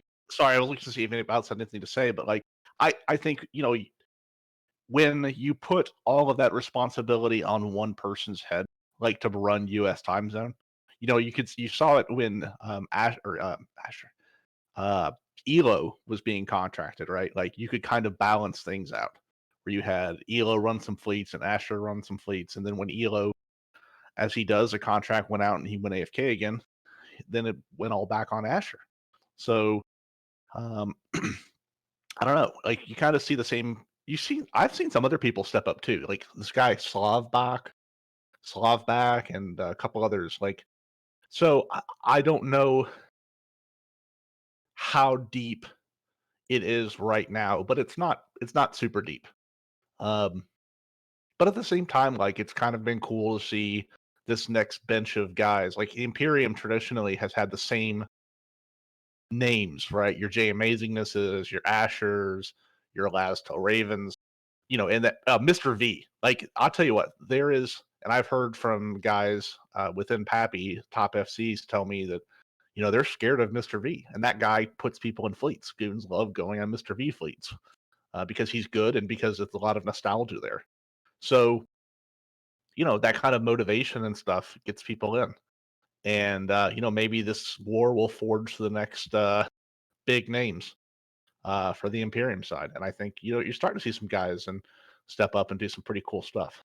So I don't know. I don't know if it's going to happen fast enough or not. But I think the age of Asher's got stuff going on in his real life. The guy can't be on every single night uh to the FC. Like, and then Pappy has a lot of depth now in US time zone. I mean, you've got Brother Bob, who's absolutely trash. The guy's terrible and probably shouldn't be playing the game. But he's a very good friend of mine as well. And then you've got Pitts, right? And you've got some other guys that have been stepping up. Even Testa's got some guys in US time zone who are not bad. So, there's a lot of depth there on the Pappy side that maybe you're not seeing on the Imperium side.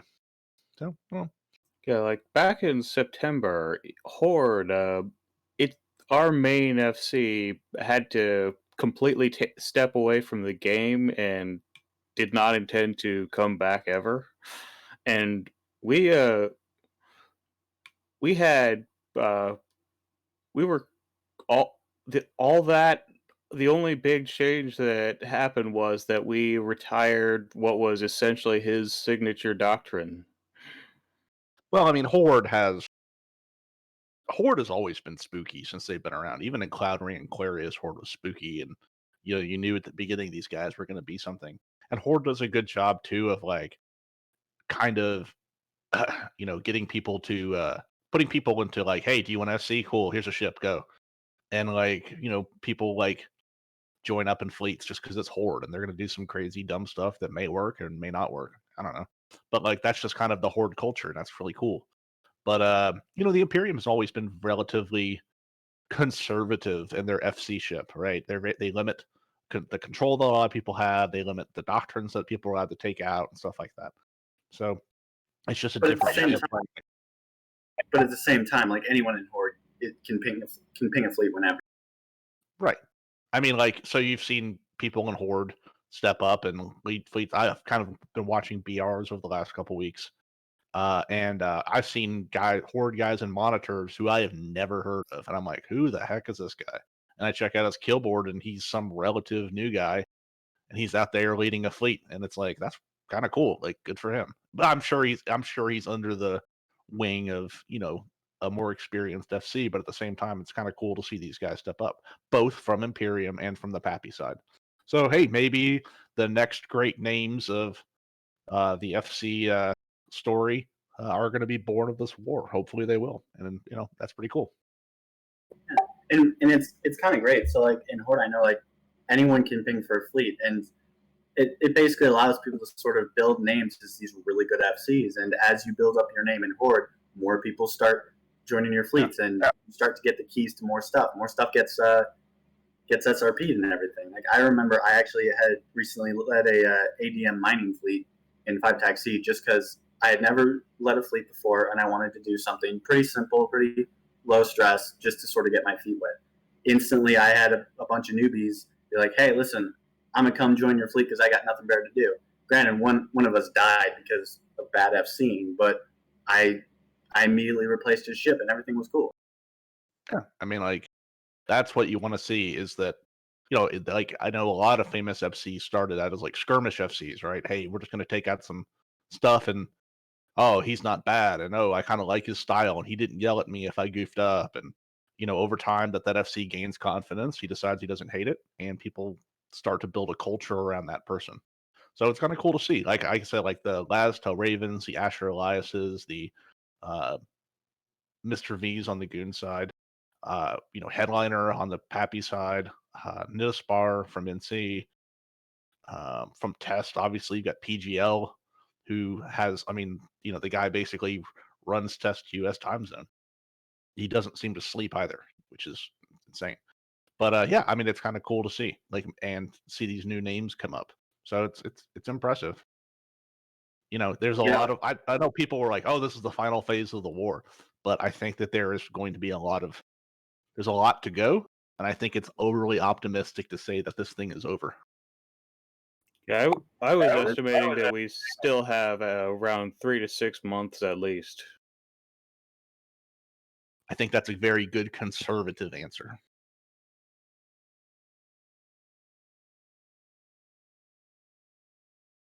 Yeah, like So, go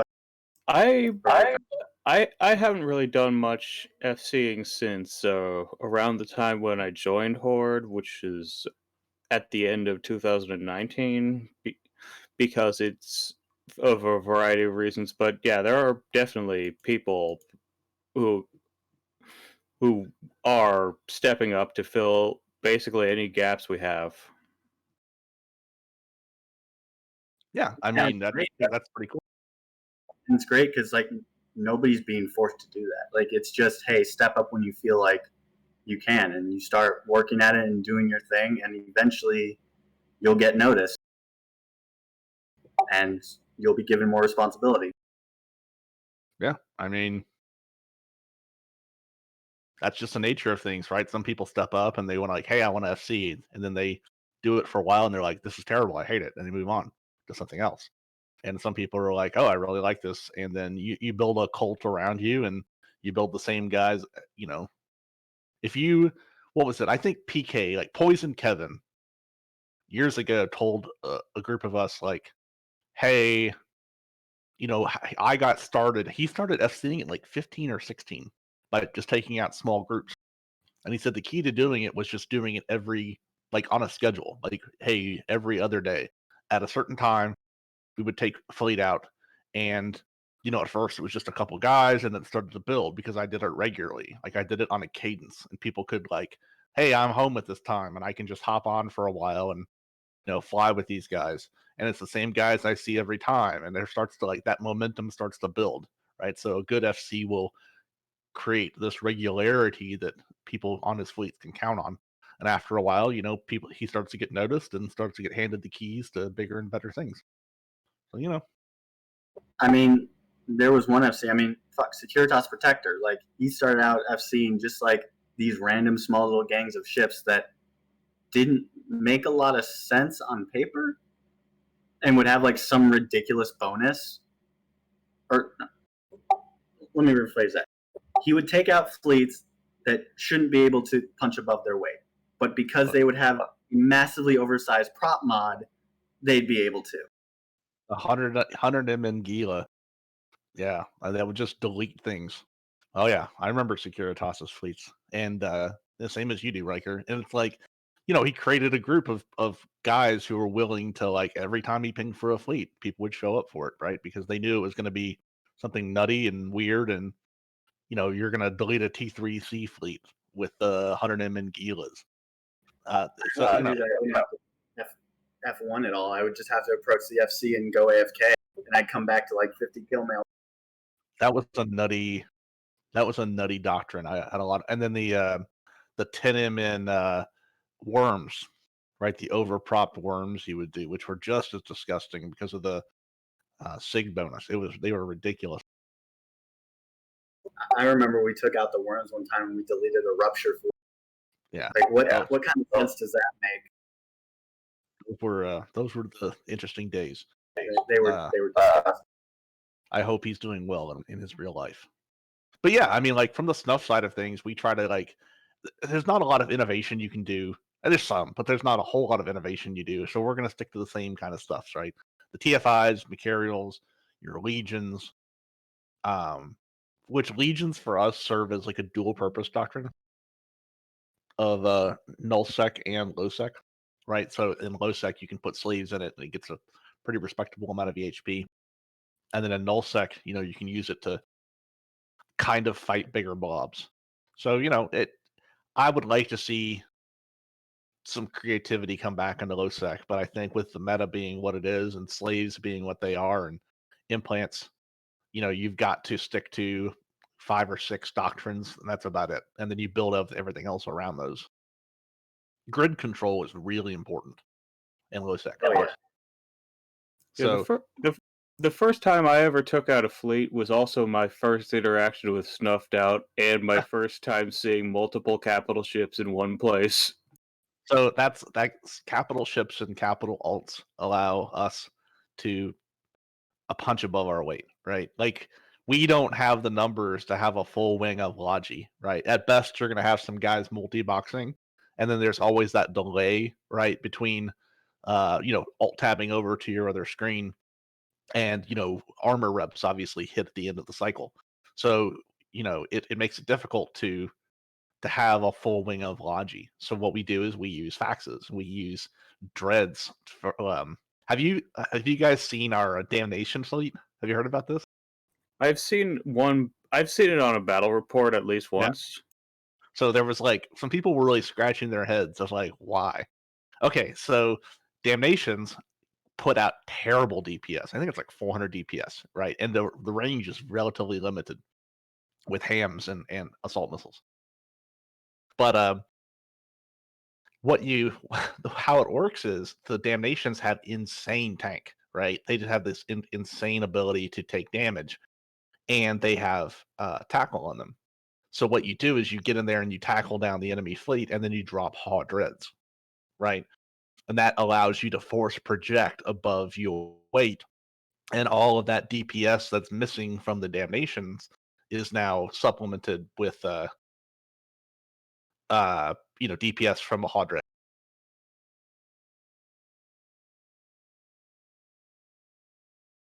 Yeah, that makes sense. I've heard. Oh my goodness. You linked me. So by the way, for those in chat, Greg Ogorian has linked me a really interesting, like, he took out a Merlin into Pinacasto in Black Rise and went against one of our Rorquals. The context was that that was the first time I ever led of any kind of fleet, and then as soon as our Merlin in Rome took the gate, a Sino opened up, and a few Rorquals, most from Snuffed Out, mostly from Adversity and Peanut Smash, came in. So that was a golden age when you could fit a Sino to anything, and because of the ranges of Rorquals, right, and then their very quick cooldown on jumps, you could really force project around low sec. No, so, yeah, that was not a golden age. That was amazing. So we could just take Rorquals around, and we would just literally go around low sec in an evening. So you could start out in Black Rise and end up down in, Heimatar, or you could end up down in Iridia, just dropping Rorquals on everything. It was fantastic, and they were relatively cheap compared to a lot of things. So you could just get a blob of these things and just do insane DPS. Yeah, so that as soon as I saw the Rorquals come in, I just fleet warped us all off, and then I was the only ship to die to that. Man, that was we used to call it muddin. So you would go muddin around Black Rise. So you'd fit a Sino on a Thorax and get people to aggress the Thorax and then drop like 10 Rorquals on them. It was prime. It really was a lot of fun. Like, I know it sucks to be on the other side of it, like, yeah. But at the same time, like, it led to some pretty cool fights. Do you remember when Rorquals like first got buffed and you could panic anywhere, right? You could just mash that panic button and you would use them as tackle on supers, right? If somebody was dumb enough to drop supers, you would just tackle them with the Hick Rorqual and you could hold them down with 5 minutes of literally invulnerability, which was disgusting. Yeah, those were some weird times. Like I was commenting the other day that I can't remember the last time I actually saw a mining Rorqual. Like they've been used now, they've evolved into such a wide range of uses apart from actual mining now.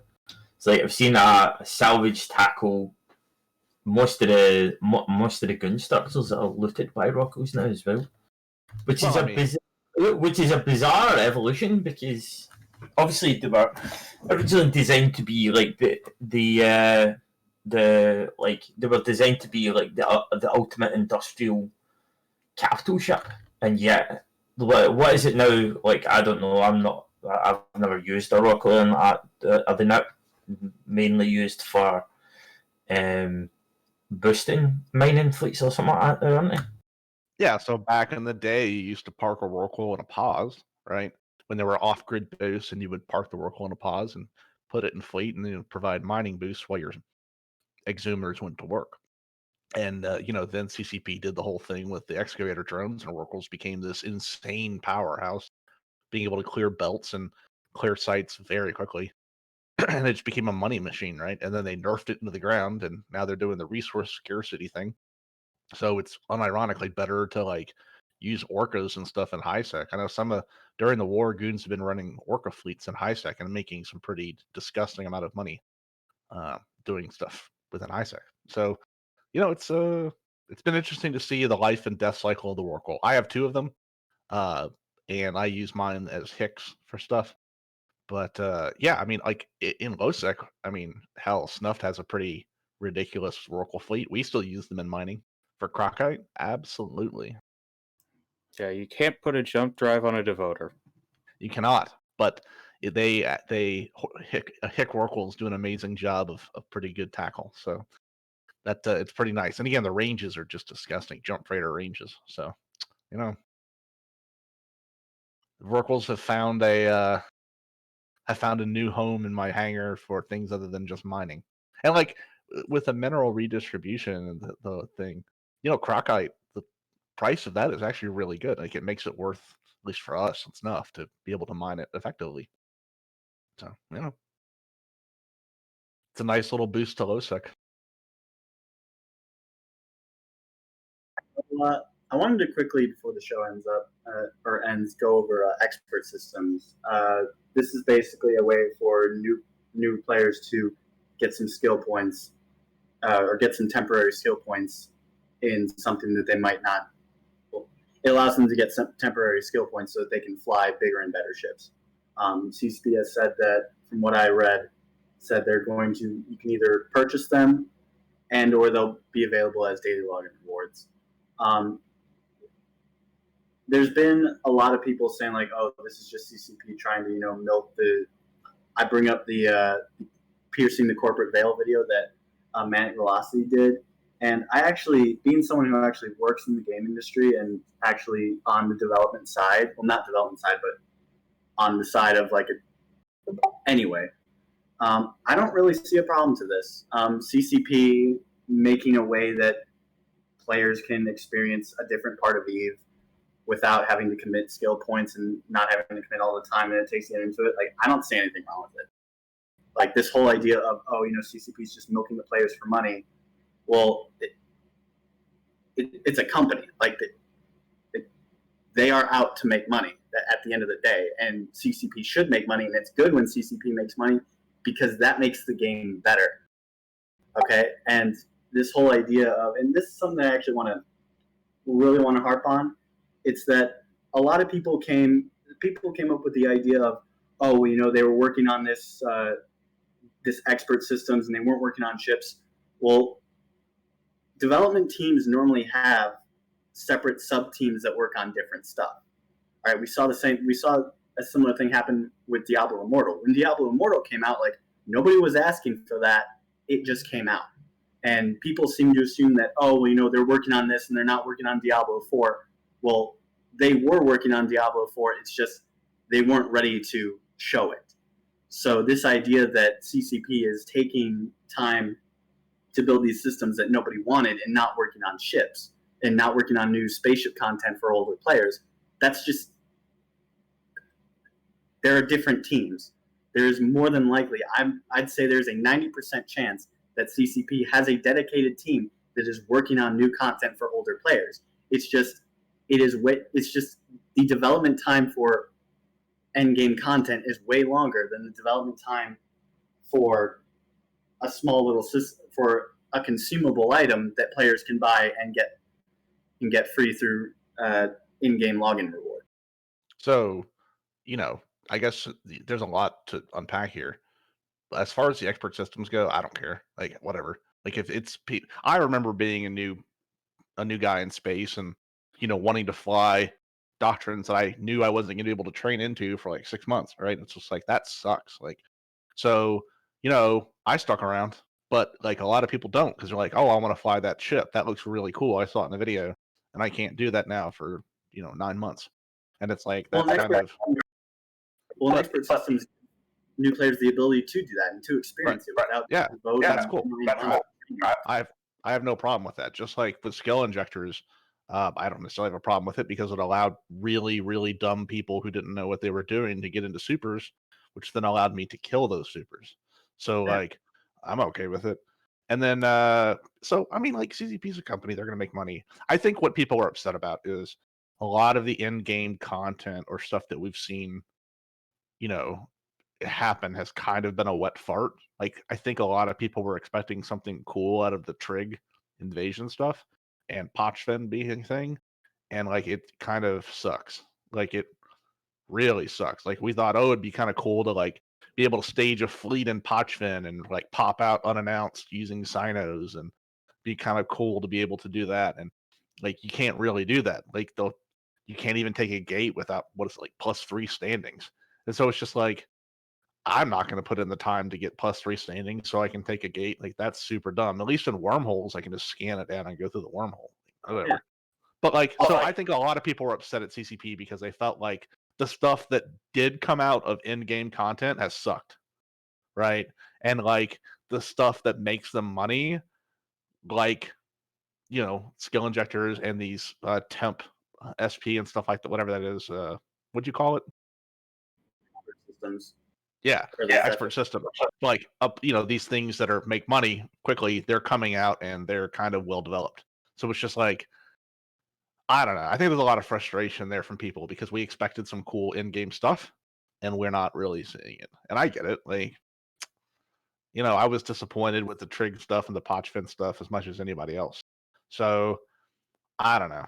Like, to say that, CCP shouldn't be making money is dumb. But at the same time, like, CCP should also consider the in-game content stuff that, players who have done a lot of stuff want to see has kind of sucked. Yeah. And I would also like to go back and correct myself. It's not, when I said that it's not the development side I work on, it's more with I work more with the publisher as a contractor. So I just wanted to make that clear that I'm not a dev, but I do work in the industry. So that's why I feel strongly about it. Because whenever I see someone saying like, this company is just doing this just to make money and they're just milking the community for money, it's like, well, yeah, they're a for-profit business. They're supposed to make money. And I don't think, considering all the different ways that are much more predatory, that considering all the other like insanely more predatory things that other companies do to make money, I feel like Expert Systems is nowhere near like a loot box or something. Yeah, And- well, I but mean, yeah, at the same time, like you're saying, basically, yeah, it's evil, but it's less evil than XYZ. But I just think it's important that we realize what it is. Like CCP's got bills to pay, they got shareholder expectations to meet, and they're going to do Yeah, that. but it's like it's not even evil because The problem is that, you know, like I said, you accept it for what it is. I want to see Eve survive. Like I do. I want to see the game last a long time.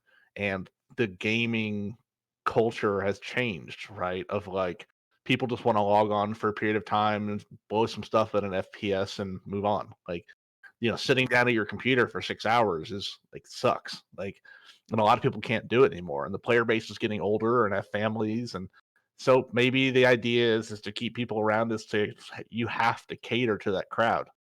So there's always going to be bitter vets like me and you and other people who are just yelling at the clouds. But, you know, we also need to be realistic about it and realize that, you know, if we want this game to survive into the future, there have to be certain things that come about. It's just reality. and the idea that, oh, you know, they put in this Expert Systems that they literally made it to where people can also get it for free through daily login rewards, but oh no, you can buy it. It's like, what?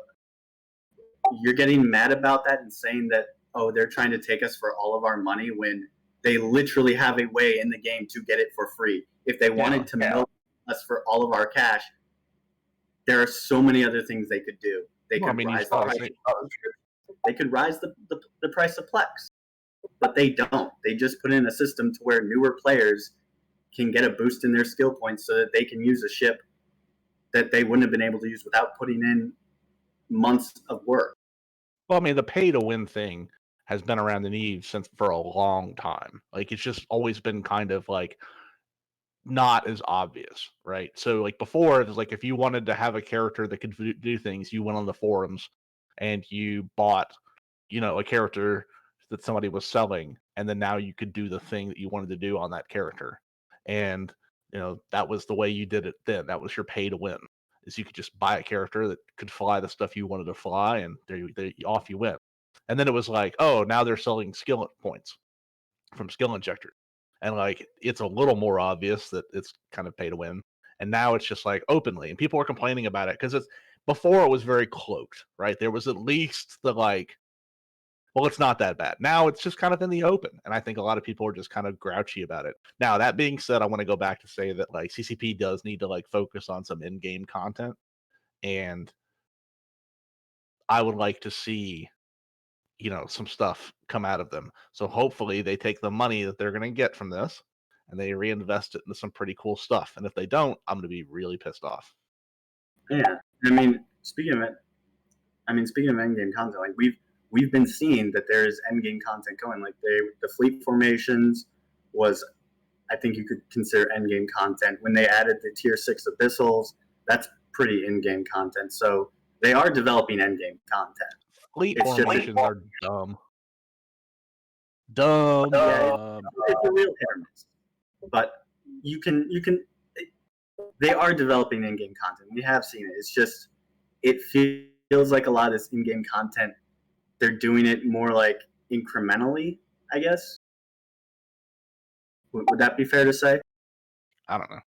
Yeah, I think that one of the biggest problems that they will have is that new players new players continuing to see the game and think that there's no way for a new person to catch up in a reasonable amount of time without spending money. So I think they should try to incorporate a few new ways for people to catch up, like maybe uh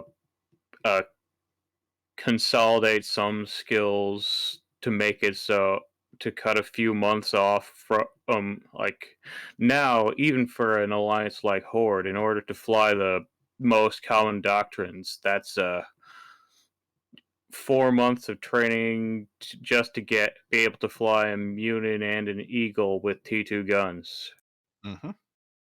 And that's Horde. That is a new, that kind of, but traditionally it's been a new player organization. So like, you remember when Horde would only fly Feroxes and Hurricanes and stuff like that? I mean, those are relatively short trains, right? Especially for T1 guns. And then they started flying more advanced stuff. And, I think maybe skill points and skill injectors, things like that, allowed players to, at an earlier stage in their EVE life, to get into stuff like that. I mean, nobody wants to be left out, right? If a fleet forms and you see a bunch of guys in cool ships, you also want to be the guy in the cool ship. I don't know. Like I said, I'm actually pretty sad about all the Titan ratting and Titan nerfing and stuff because there's less people for me to kill. And like, it was kind of cool to see people doing really dumb stuff with Wallet Warrior stuff. And it allowed for some cool kill mails. And we're not saying that much anymore. I mean, hell, we've now in LowSec especially, you're talking about 5 build dreads. Like a dreadnought is 5 bill, and that's pretty insane. Yeah, no, that definitely is. So it's anyway. So, does anyone have any other things they'd like to talk about? Because that pretty much covers it.